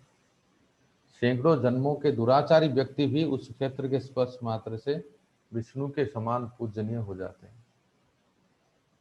डियर डिवोटीज, ऐसा वर्णन है पुरुषोत्तम महात्म्य में कि कोई व्यक्ति उस पंचकोश या 10 कोश जो भी कहते हैं क्षेत्र में वास करता है, प्रत्येक दिन विदाउट फेल भगवान जगन्नाथ का मंगला दर्शन करता है। एक दूसरा, प्रत्येक दिन भगवान जगन्नाथ का महाप्रसाद सेवन करता है। मैंने क्या बोला? ये 2 चीज ही बोला, ज्यादा कुछ नहीं बोला। मैं आपसे ये नहीं कह रहा हूं कि 1 लाख नाम जप करना चाहिए। एवरी डे ही टेक्स दर्शन, भगवान जगन्नाथ का दर्शन करता है और भगवान जगन्नाथ का महाप्रसाद खाता है, बस इतना ही। उसके बाद अगर भगवान का नाम जप करते हैं और पापों से बचते हैं तब तो कहना ही क्या है। बस इतना ही करे तो उस व्यक्ति का, और उस क्षेत्र छोड़ के कहीं ना जाए, उस पूरी क्षेत्र छोड़ के कहीं ना जाए, रोज भगवान जगन्नाथ का दर्शन करे और महाप्रसाद सेवन करे, गारंटी शास्त्र मत है उस व्यक्ति का इस संसार में पुनर्जन्म नहीं होता है। इसलिए स्थानम प्रभावम न बलम प्रभावम, भक्ति करने के लिए कुछ कुछ स्थान बहुत ही अनुकूल और प्रभावशाली होती है। गुरु महाराज कहते हैं कि वैसे तो प्रभुपाद जी की कृपा से आज देखिए माता जी फिलाडेल्फिया में भी भक्ति करते हैं, मंदिर हर जगह है, सर्वत्र। लेकिन जैसे कोई बिजनेस शुरू करने के लिए पहले वो व्यक्ति देखता है अनुकूल जगह, कहाँ उसका बिजनेस अच्छा फ्लरिश होगा और कहाँ उसका मुनाफा होगा, ये सब इत्यादि सारे चीज देखते हैं। उस प्रकार से भक्ति में कहाँ हमारा मुनाफा होगा, भक्ति कहाँ हम और तीव्रता से कर पाएंगे, अच्छे भक्तों के संग में कर पाएंगे, स्थान का भी बहुत प्रभाव होता है। नहीं तो क्यों भगवान नारद मुनि ने ध्रुव महाराज को कहा, जब छोटे बच्चे ध्रुव महाराज को बताए कि तपस्या करने जा रहे हैं, बताए तो नारद मुनि ने ध्रुव को क्या कहा? तत्तात देव गच्छ, तत्तात गच्छ भद्रम ते जमुनाया तटम शुचि पुण्यम मधुवनम क्षेत्रम यत्र नित्यदा सानिध्यम हरि। और कहीं नहीं भेजे। कानपुर बिठूर जानते हैं ना, कानपुर में बिठूर जहां हमारा इस्कॉन मंदिर है, वहीं से ध्रुव महाराज को नारद मुनि ने भेजा, हाँ, मधुबनम मथुरा मंडल में जाओ, यमुना के तट पे जहां भगवान नित्य वास करते हैं। इसलिए भक्ति करने के लिए, तपस्या करने के लिए, भगवान को प्राप्त करने के लिए उनके लीला स्थली में रह के भक्ति करना सर्वश्रेष्ठ है। हम भले कहीं भी रहे, हमारे घर को मंदिर बनाना चाहिए। केवल गाने से नहीं होता है, ये प्यार का मंदिर, ऐसे गाने से नहीं होता। प्यार का मंदिर तब होगा जब प्यारे ठाकुर जी आएंगे, है ना। लोग बस गीत गाते हैं, लेकिन घर का केंद्र क्या होना चाहिए कि भगवान आए और उनके लिए सब लोग अपना जीवन शैली को, अपना स्केड्यूलिंग करें। एक तो वैसा करे, और समय जैसे जैसे समय प्राप्त होता है तो भगवान के धाम में जाए। महाराज जी और भी कहते हैं कथा में, ब्रह्मा जी सारी देवताएं मिलके क्षीर सागर के तट पे गए। क्यों? अपने घर में नहीं कर सकते थे भगवान को प्रार्थना?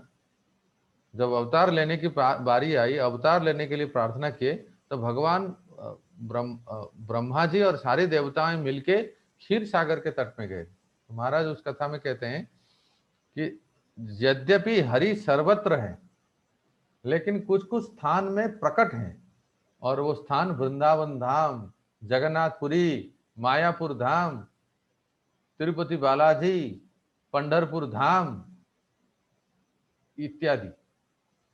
इस समय साक्षात भगवान प्रकट विद्यमान है। तो इसलिए एक तो है कि ऐसे धामों का सेवन करना चाहिए समय निकाल के, या लालसा करनी चाहिए, प्रार्थना करनी चाहिए, राधे तेरे चरणों की एक धूल ही मिल जाए, सच कहता हूँ मेरा तकदीर बदल जाए। हे राधा रानी, चरणों की धूल दे दो, आपकी धाम वास हो, आपके धाम में हमारा चित्त लगे, मन लगे, और आपकी धाम के भक्तों की सेवा हो। तो ऐसे लालसा होनी चाहिए। लालसा होती है तब भगवान इच्छा पूरी करते हैं, नहीं तो फिर ठाकुर जी भी कहते हैं कि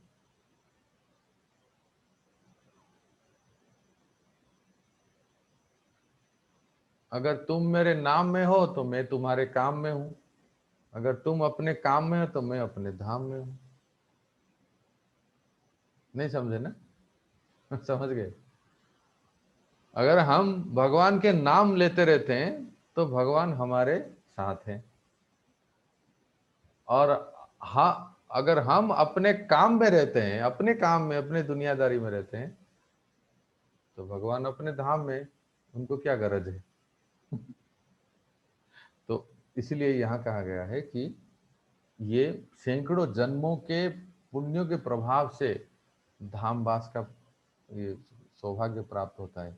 अंत में कहते हैं एक आश्चर्यपूर्ण बात ये कि प्रफुल्ल कमल नेत्र ही जगन्नाथ देव का दर्शन करने मात्र से ही सबका जीवन सफल हो जाता है। पद्म पुराण में कहते हैं श्रवणादे रूपार्यै कथंचित दृश्यते मह नीलाद्रि शिखरे भाति सर्वचाक्षु सगोचर।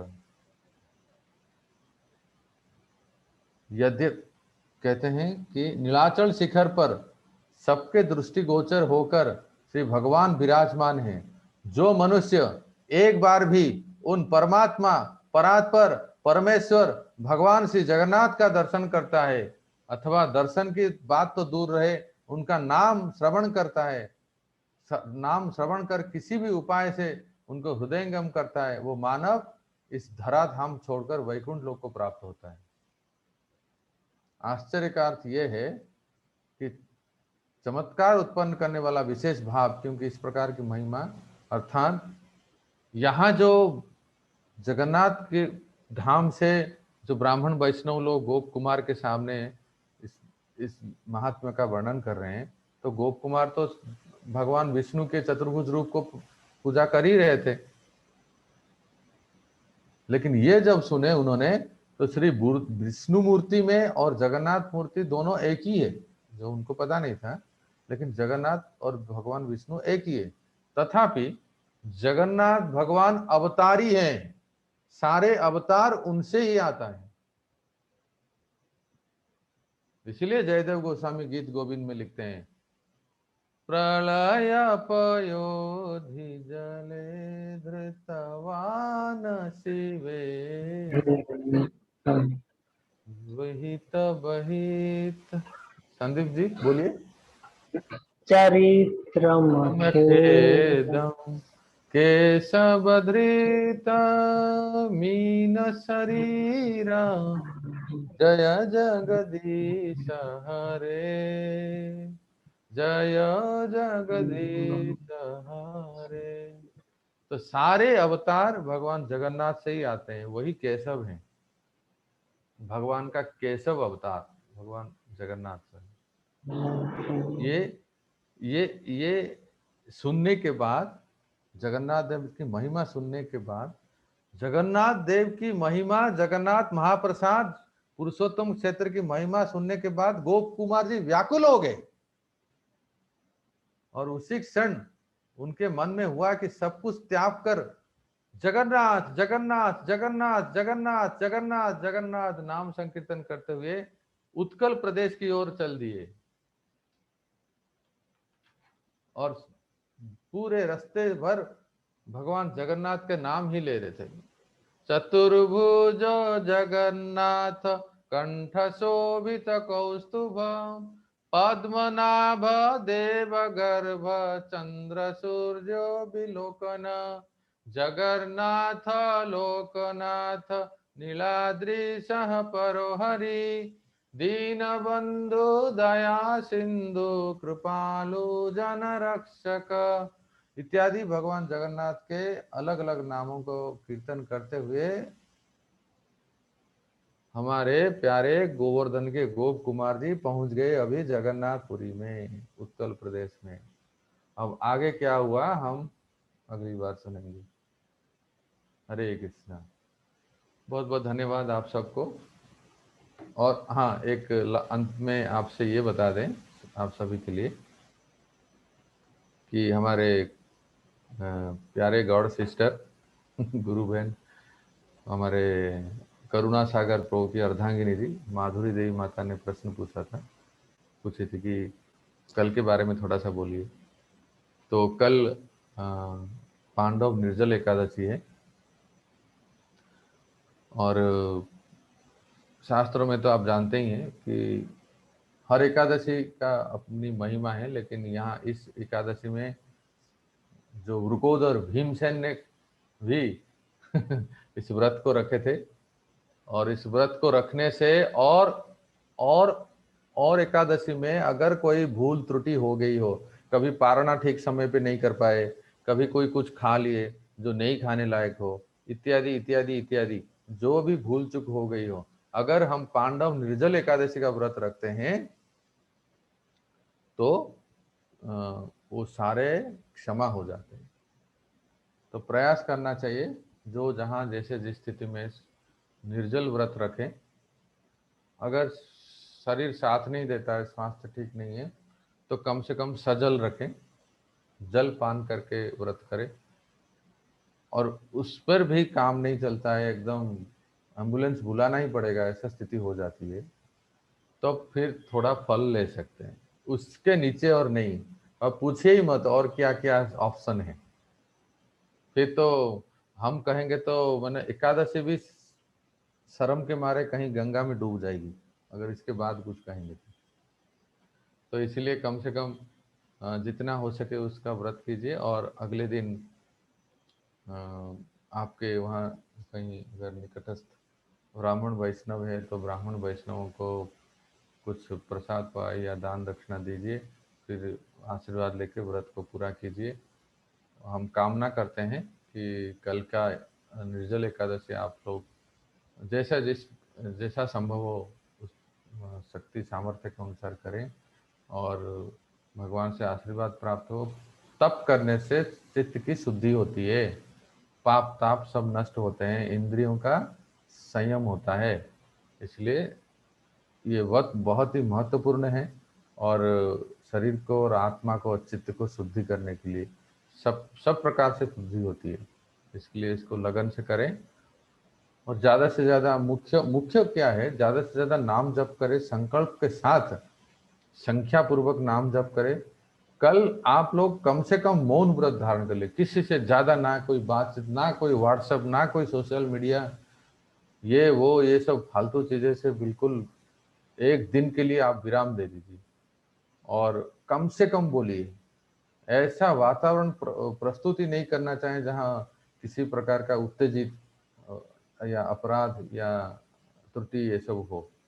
ऐसे अपने आप को इतना सेक्लूजन में रख देना चाहिए ताकि इस प्रकार का किसी परिस्थिति ना हो कि काम क्रोध और मोह के बस में आ जाए हम। एक दिन बस 24 घंटा बड़े निष्ठा के साथ ज़्यादा से ज़्यादा नाम जप करें। भागवत का पाठ कर सकते हैं, कुछ अध्याय जो भी जितना पढ़ते हैं, स्तुतियाँ तो हैं ही, गजेंद्र मुख की स्तुति इत्यादि सब पाठ कर सकते हैं। और देव दर्शन बहुत है। अभी तो कोरोना काल में जाना ही कहीं मुश्किल है, लेकिन घर में ठाकुर जी हैं तो घर में ठाकुर जी का दर्शन कीजिए। अगर संभव हो कहीं पास में कोई विष्णु मंदिर है तो दर्शन करने जा सकते हैं, और नहीं तो फिर दूरदर्शन से भगवान का दर्शन कर सकते हैं, ये भी एक है, सबके पास सुविधा है। और इस तरह से नियम को पालन करते हुए निष्ठा से भगवान को समर्पण करते हुए इस व्रत को रखें और गुरु कृष्ण के आशीर्वाद से इसको सफल बनाएं। ठीक है, हरे कृष्णा। किसका कोई जिज्ञासा है? 5 मिनट। प्रश्न है कोई? हरे कृष्णा प्रभु जी। हाँ निपुण माता। तो प्रभु जी, जैसे हम किसी धाम पर जाते हैं तो फॉर एग्जाम्पल यहाँ पर तो न्यू वृंदावन ही है, तो न्यू वृंदावन में जाएंगे तो वहाँ का जो टेम्पल रूम जो होता है वो जैसे हमने लिया, तो वहां पे भी बेड होती है, तो हम क्या उस बेड पर बैठ करके भागवतम पढ़ सकते हैं? क्योंकि छोटे छोटे रूम होते हैं तो जगह मिलती नहीं है, वेस्ट तो वर्जिन तो वेस्ट क्या बेड वर्जीनिया पर गए थे बैठ? क्या?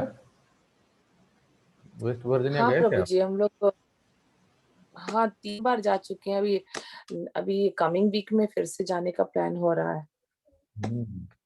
कितना दूर है वहां से? 6.5 आवर, 6.5 आवर्स ड्राइविंग है। ड्राइविंग है? हाँ हम्म, हाँ हाँ। तो आप कह रहे हैं कि जिस कमरे में आप रहते हैं, हाँ, जैसे वो टेम्पल गेस्ट रूम है, गेस्ट मतलब रूम बाहर है। का कॉटेज नहीं है, वो अटैच है उसके साथ में हम्म, टेम्पल हॉल से। तो तो उस पे हम जैसे बेड होता है तो बेड पर बैठ करके क्या भागवतम पढ़ सकते हैं? अच्छा होगा माता जी, आप अपना आसन ले लीजिए। हम्म, आपका पूजा करने का अपना एक आसन होना चाहिए, मैट, हम्म, जो भी जैसा भी कहते हैं। अ, उसको ले लीजिए, और जहाँ भी आपको बैठना है तो उसको डाल के बैठ सकते हैं, चाहे वो बेड हो या नीचे हो। तो वो आसन डाल के बैठिए और पाठ कीजिए, बहुत अच्छा रहेगा। ठीक है। श्योर। हम्म। कल एकादशी आप मना रहे हैं? जी प्रभु जी, कल ही है हम लोग का भी एकादशी, निर्जला एकादशी। हाँ हाँ। वहाँ तो आपका अच्छा क्लाइमेट होगा निर्जला करने के लिए। नहीं प्रभु जी, अभी एसी ऑन करके बैठेंगे।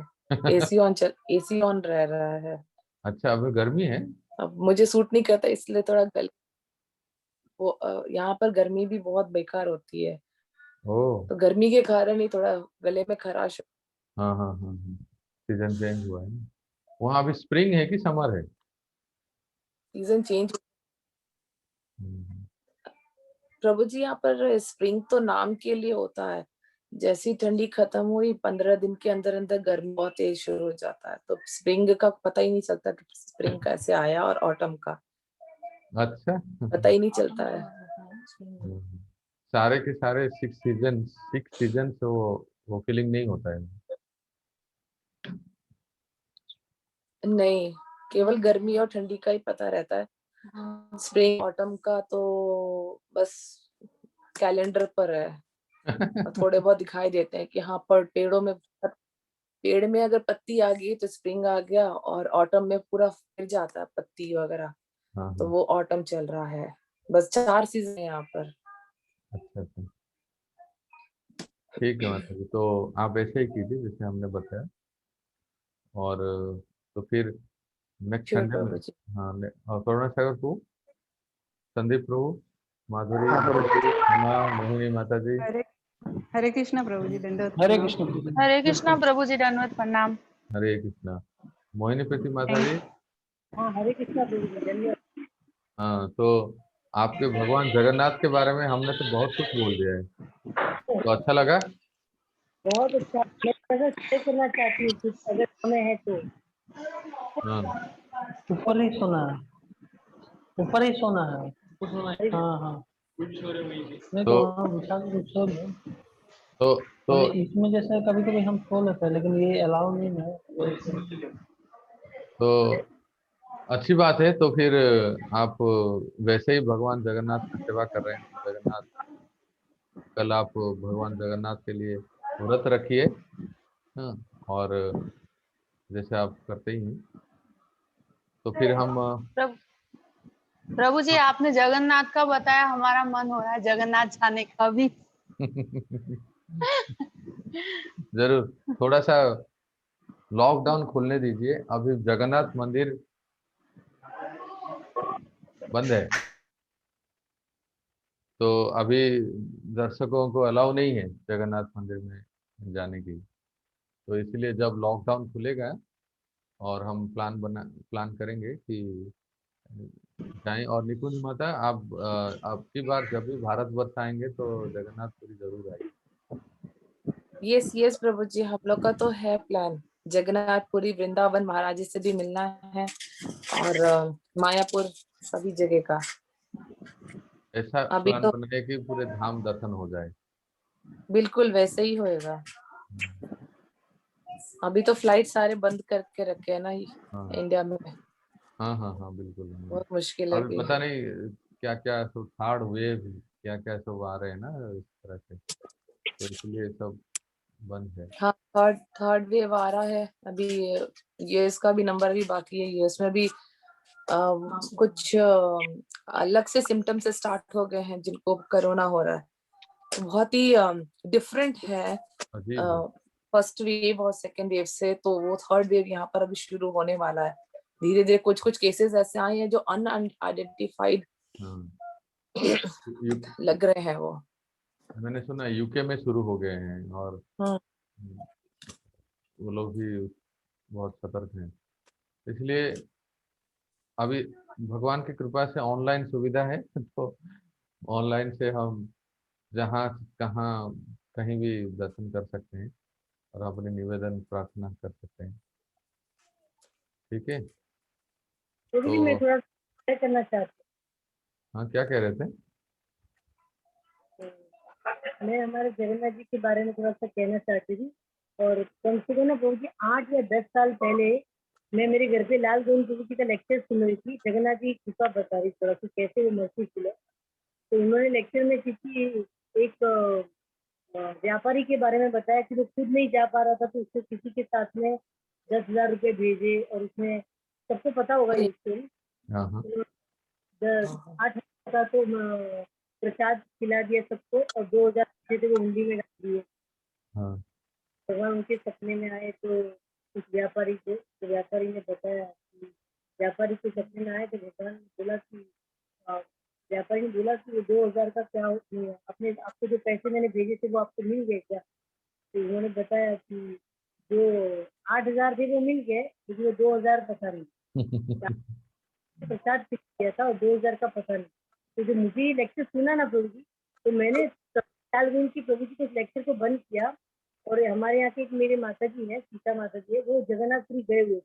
प्रसाद का इतना महत्व था, तो मैंने लेक्चर को पॉज किया और मैंने उसको फोन किया कि आप कहाँ हो। तो वो जगन्नाथपुरी गए थे, ये पता है।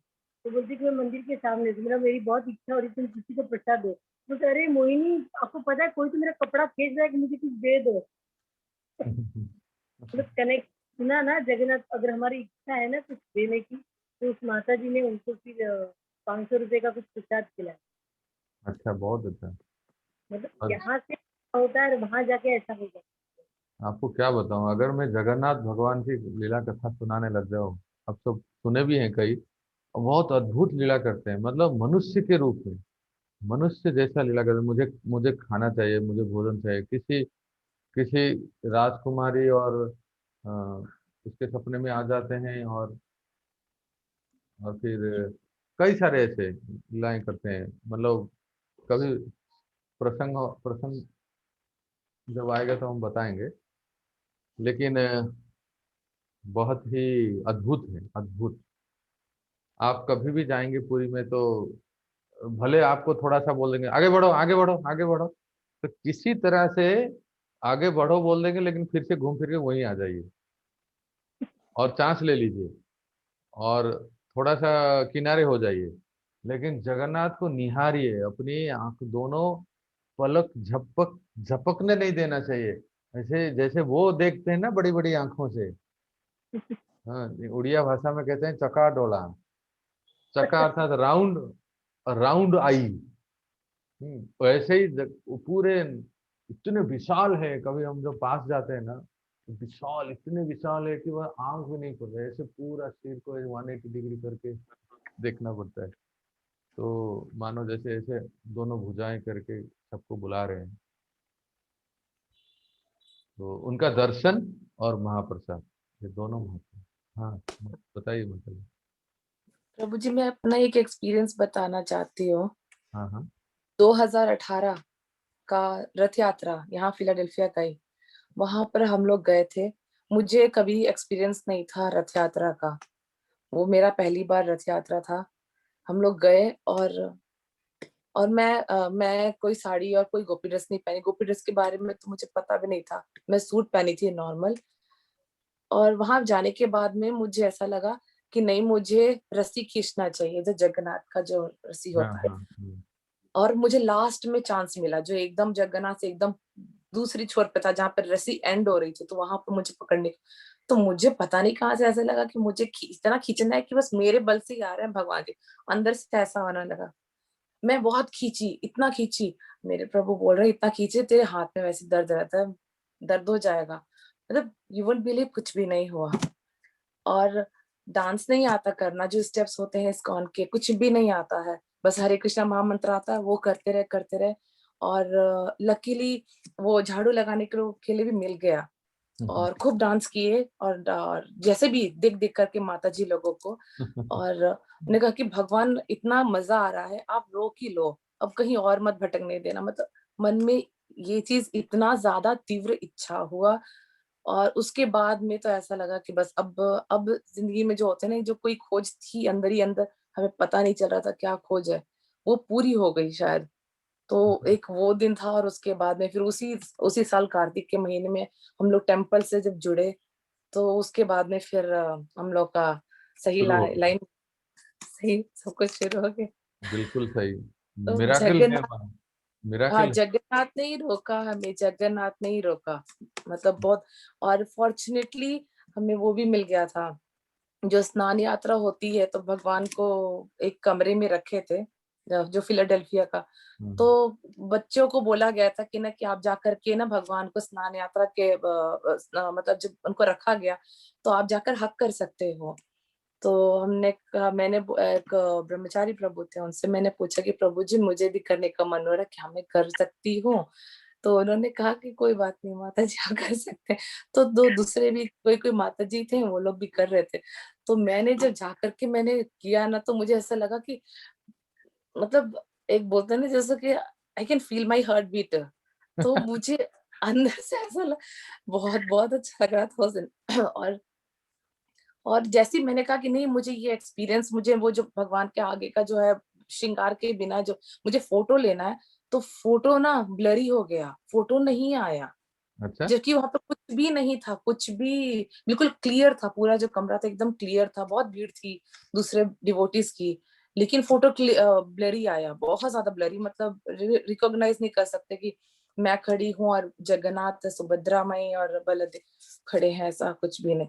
और मुझे बहुत अच्छा लगा, मुझे छोड़ने का मन नहीं कर रहा था। तो मेरा बेटा मुकुंद, वो भी आकर के पकड़ा, बोल रहा कि mummy, it's very very different experience we are feeling, right? तो मैंने कहा कि हाँ, मुझे भी ऐसा लग रहा है। तो मतलब मैं और वो थोड़ा हमेशा साथ में रहते, तो हम लोग एक दूसरे का वो किए, तो उसका और मेरा तो मैं वो लगा कि हम, मुझे लगा कि हाँ, मेरे मैं ही नहीं हूँ अकेले, उसको भी ये फील हो रहा है। तो मेरे प्रभु भी बोल रहे थे कि हाँ हाँ, मुझे भी ऐसा थोड़ा सा फील हुआ था कि शायद भगवान बुला रहे हैं हमें, और हमें अच्छे से और जुड़ना है, डेडिकेशन हमें दिखानी है। और जो जो जैसे स्क्रिप्चर्स में बोला गया है, we have to follow and we have to go through the all the processes sincerely. तो वो सिंसियरिटी जगन्नाथ ने ही हमें पुश करके लेकर आया है। बहुत तो अच्छा। आपको पूरी में तो नहीं, कम से कम फिलाडेल्फिया में भगवान जगन्नाथ, एक्चुअली वास्तव में बिल्कुल, प्रभुपाद जी की कृपा से पूरे दुनिया सब में जगन्नाथ सबको कृपा हाँ, बांटते हैं, है ना। बहुत बिल्कुल। सुंदर। विश्वास हो फिलर। जाता है जगन्नाथ ही है पूरे जगत के नाथ। हाँ हाँ। हाँ, हमारे मुंबई के गौरांग को कहते हैं जगन्नाथ है, वो उड़िया नाथ नहीं है, जगत के नाथ है। प्रभु जी, मैं कह रही थी वो 15 दिन के लिए जब रथ यात्रा के पहले भगवान जब चयन करते हैं उनको औषधि भोग, तो उस समय अगर हमको दर्शन मिलता है या उनके पास जाने मिलता है, तो पाप तो नहीं है ना, लोग गलत तो नहीं कर रहे ना। बहुत अच्छा प्रश्न है माता जी, आपने पूछ लिया, अच्छा हुआ। और आप ये जान रखिए, आप सबको मैं कह रहा हूँ, आप दूसरे को भी बताइए। देखिए, इसका संक्षेप में बताओ तो समय हो गया है, लेकिन पहला कारण है कि एक्सटर्नल रीजन आपको बता रहा हूँ। एक्सटर्नल रीजन ये है कि भगवान जगन्नाथ इतना स्नान करते हैं, इतना इतना स्नान करते हैं, इतना स्नान करते हैं कि उनको सर्दी हो जाती है, बुखार हो जाता है, बीमार हो जाते हैं। तो कोई व्यक्ति बीमार है, बुखार है, तो उनको डिस्टर्ब नहीं करना चाहिए, पहली बात। इंटरनल रीजन आपको बता रहा हूँ कि हर एक पत्नी का अपना अधिकार होता है पति के साथ थोड़ा समय बिताने। ये क्या हमेशा काम धाम में व्यस्त रहते हैं? ऐसे ही हमारे हाथ पकड़े हैं क्या? हाँ? ऐसे ही साथ फेरे लिए हैं? हमारे लिए कुछ टाइम है कि नहीं? महालक्ष्मी जी का टाइम है वो। महालक्ष्मी जी भगवान से कहते हैं तो 365 दिन आप बस भक्तों के लिए ही, सबके लिए ही, वो फिलाडेल्फिया के डिवोटीज के लिए, निकुंज माता के लिए, मोहिनी माता के लिए, इस प्रभु जी के लिए, सबके लिए टाइम देते हो। भाई हम भी कुछ है कि नहीं, आपके लिए है कि नहीं बताओ? ऐसे ही हमारे पिताजी ने आपको दे दिए क्या?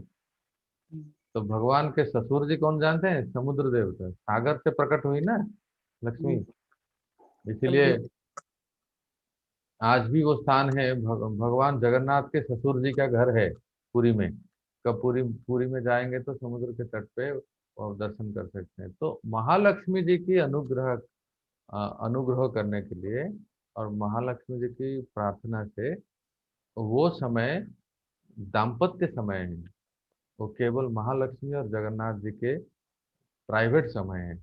उसमें महालक्ष्मी जी जगन्नाथ जी की खूब सेवा करती हैं। और बाह्य दृष्टि से क्या करते हैं कि बीमार हो गए तो उनको हम च्यवनप्राश देते हैं और क्या क्या देते हैं, और भगवान को नॉर्मल भोजन नहीं देते हैं। जैसे कोई बीमार होते हैं तो उसको बॉयल सब्जी देते हैं और फुल्का रोटी देते हैं बिना घी वाला भी, ऐसे अलग अलग देते हैं। तो इसलिए ये सब हम भगवान को भोग लगाते हैं 15 दिन के लिए। हाँ, ज्येष्ठ पूर्णिमा से लेके आषाढ़ शुक्ल। तो उस समय भगवान जगन्नाथ को दर्शन नहीं करना चाहिए। हमारे उड़ीसा में ऐसी प्रथा है कि जगन्नाथ के फोटो भी हो तो उसके ऊपर उतने दिन के लिए थोड़ा कवर कर देते हैं। अगर विग्रह हो तो फिर तो कहना ही क्या है, उनके लिए अलग से सेवा होती है। मतलब जो आपके घर में जैसे मेन अल्टर है, तो 15 दिन के लिए आपको कहीं भगवान को, जगन्नाथ को अलग से रखना होता है, जहाँ आप जो जैसे बीमार होने के बाद भोजन इत्यादि देते हैं, च्यवनप्राश देते हैं, थोड़ा काढ़ा पिलाते हैं इत्यादि भोग लगाना होता है। और फिर नेत्र उत्सव याद रखिए। हाँ, गुंडीचा मार्जन जिस दिन होता है ना, अर्थात रथ यात्रा के एक दिन पहले, उस दिन फिर आप दर्शन खोल के बहुत सुंदर सबको दर्शन करा सकते हैं। इसलिए किसी भी प्रकार से कोई रथ यात्रा हो रहा तो उसमें भाग मत लीजिए, दर्शन भी नहीं करना चाहिए। एक पुजारी, मंदिर में तो एक पुजारी को नियुक्त किया जाता है, वो भगवान की सेवा करते हैं और कोई नहीं करते हैं। जैसे हमारे पुणे एनबीसीसी में जगन्नाथ जी हैं, तो एक पुजारी को नियुक्त किया जाता है, केवल वही सेवा करते हैं अलग से। और घरों में मैं देखा हूँ, हमारे एनबीसीसी के बगल में एक फैमिली है उड़ीसा के, वो भी या तो प्रभु जी नहीं तो माता जी, कोई एक जो है भगवान जगन्नाथ की सेवा पूजा में लगे रहते हैं। तो अब आपके मन में प्रश्न होगा, तो हम अल्टर में फिर किसको रखें? तो अल्टर में लड्डू गोपाल को रख सकते हैं, भगवान के और रूप को रख सकते हैं, और नित्य नैवेद्य प्रसाद जो है उनको समर्पण कर सकते हैं, भोग लगा सकते हैं। लेकिन उतने दिन भगवान के लिए स्पेशल सेवा होनी चाहिए। प्रभु, मैं क्या कह रही थी, पालघर के जो डीपीज है ना, बड़े बड़े जगन्नाथ जी, बलदेव सुभद्रा मैया, तो मुझे उस समय उन्होंने वहां पे बुलाया था जब ये दिन चलता था भगवान से। उनकी पगड़ी का जो माप लेते ना ऊपर से, जो स्पंज का बनाते हैं वो, तो उन्होंने मुझे बोला कि आप जाओ अंदर जाओ के, और मैं पूरा ऑल्टर के ऊपर चढ़ के लिया। तो मुझे ना, तो बहुत साल पहले किया है, पर अभी भी थोड़ा धक धक होता है कि मैंने कोई गलत तो नहीं किया, गलत तो नहीं किया। तो मैं ऑल्टर के ऊपर चढ़ी थी जगन्नाथ सुभद्रा मैया के पास। उन्होंने फिर क्यों मुझे ये किया, मुझे डर लग रहा है कि आप ऐसा कह रहे हो। मैंने उनके यहाँ से लेके मेजर टेप से उनके माप लगाया। ठीक है, आप अनजाने में, आपको पता नहीं था, इसलिए आपके जगन्नाथ जी को प्रणाम करके, प्रार्थना करके क्षमा मांग लीजिए। अन्यथा आप अभी जान गए तो उस 15 दिन में भगवान जगन्नाथ की सेवा में व्याघात नहीं होना चाहिए, वो क्योंकि महालक्ष्मी का समय है, वो उनके व्यक्तिगत समय है। और भी एक और प्रश्न, जैसे आपने कहा कि उनको अलग से 15 दिन घर में रखना चाहिए, तो उनको हम च्यवनप्राश और ये सब भोग लगाएंगे, तो उनका महाप्रसाद होगा वो? हाँ, महाप्रसाद ले सकते हैं। हम तो उस पुजारी को मांगते हैं कि जो जो आपने भगवान जगन्नाथ के लिए जो हेल्थ सब्जी बनाया सिक सब्जी, जिस बीमार होते समय जो लेते हैं उसका प्रसाद, तो वो हम महाप्रसाद लेते हैं, उसको ले सकते हैं। तो काढ़ा वगैरह नहीं देना है ना उनको, जैसे सर्दी हो गई तो गरम गरम काढ़ा बना के दिया, काढ़ा देते हैं ना, काढ़ा देना चाहिए। तो हम हाँ, लोग ले सकते हैं महाप्रसाद? महाप्रसाद ले सकते हैं, थैंक बिल्कुल। यू, थैंक यू, बस यही, बहुत अरे अंदर से अच्छा था जी, पता नहीं। ठीक है, तो बहुत बहुत धन्यवाद आप सबको। फिर हम मिलेंगे अगले रविवार, और कल हम अच्छी तरह से व्रत उपवास करेंगे। हरे कृष्णा। श्रील प्रभुपाद की। जय। हरे कृष्ण प्रभु जी। हरे हरे कृष्ण। कृष्ण प्रभु जी। हरे कृष्ण हरे प्रभु कृष्णा प्रभु जी। जी।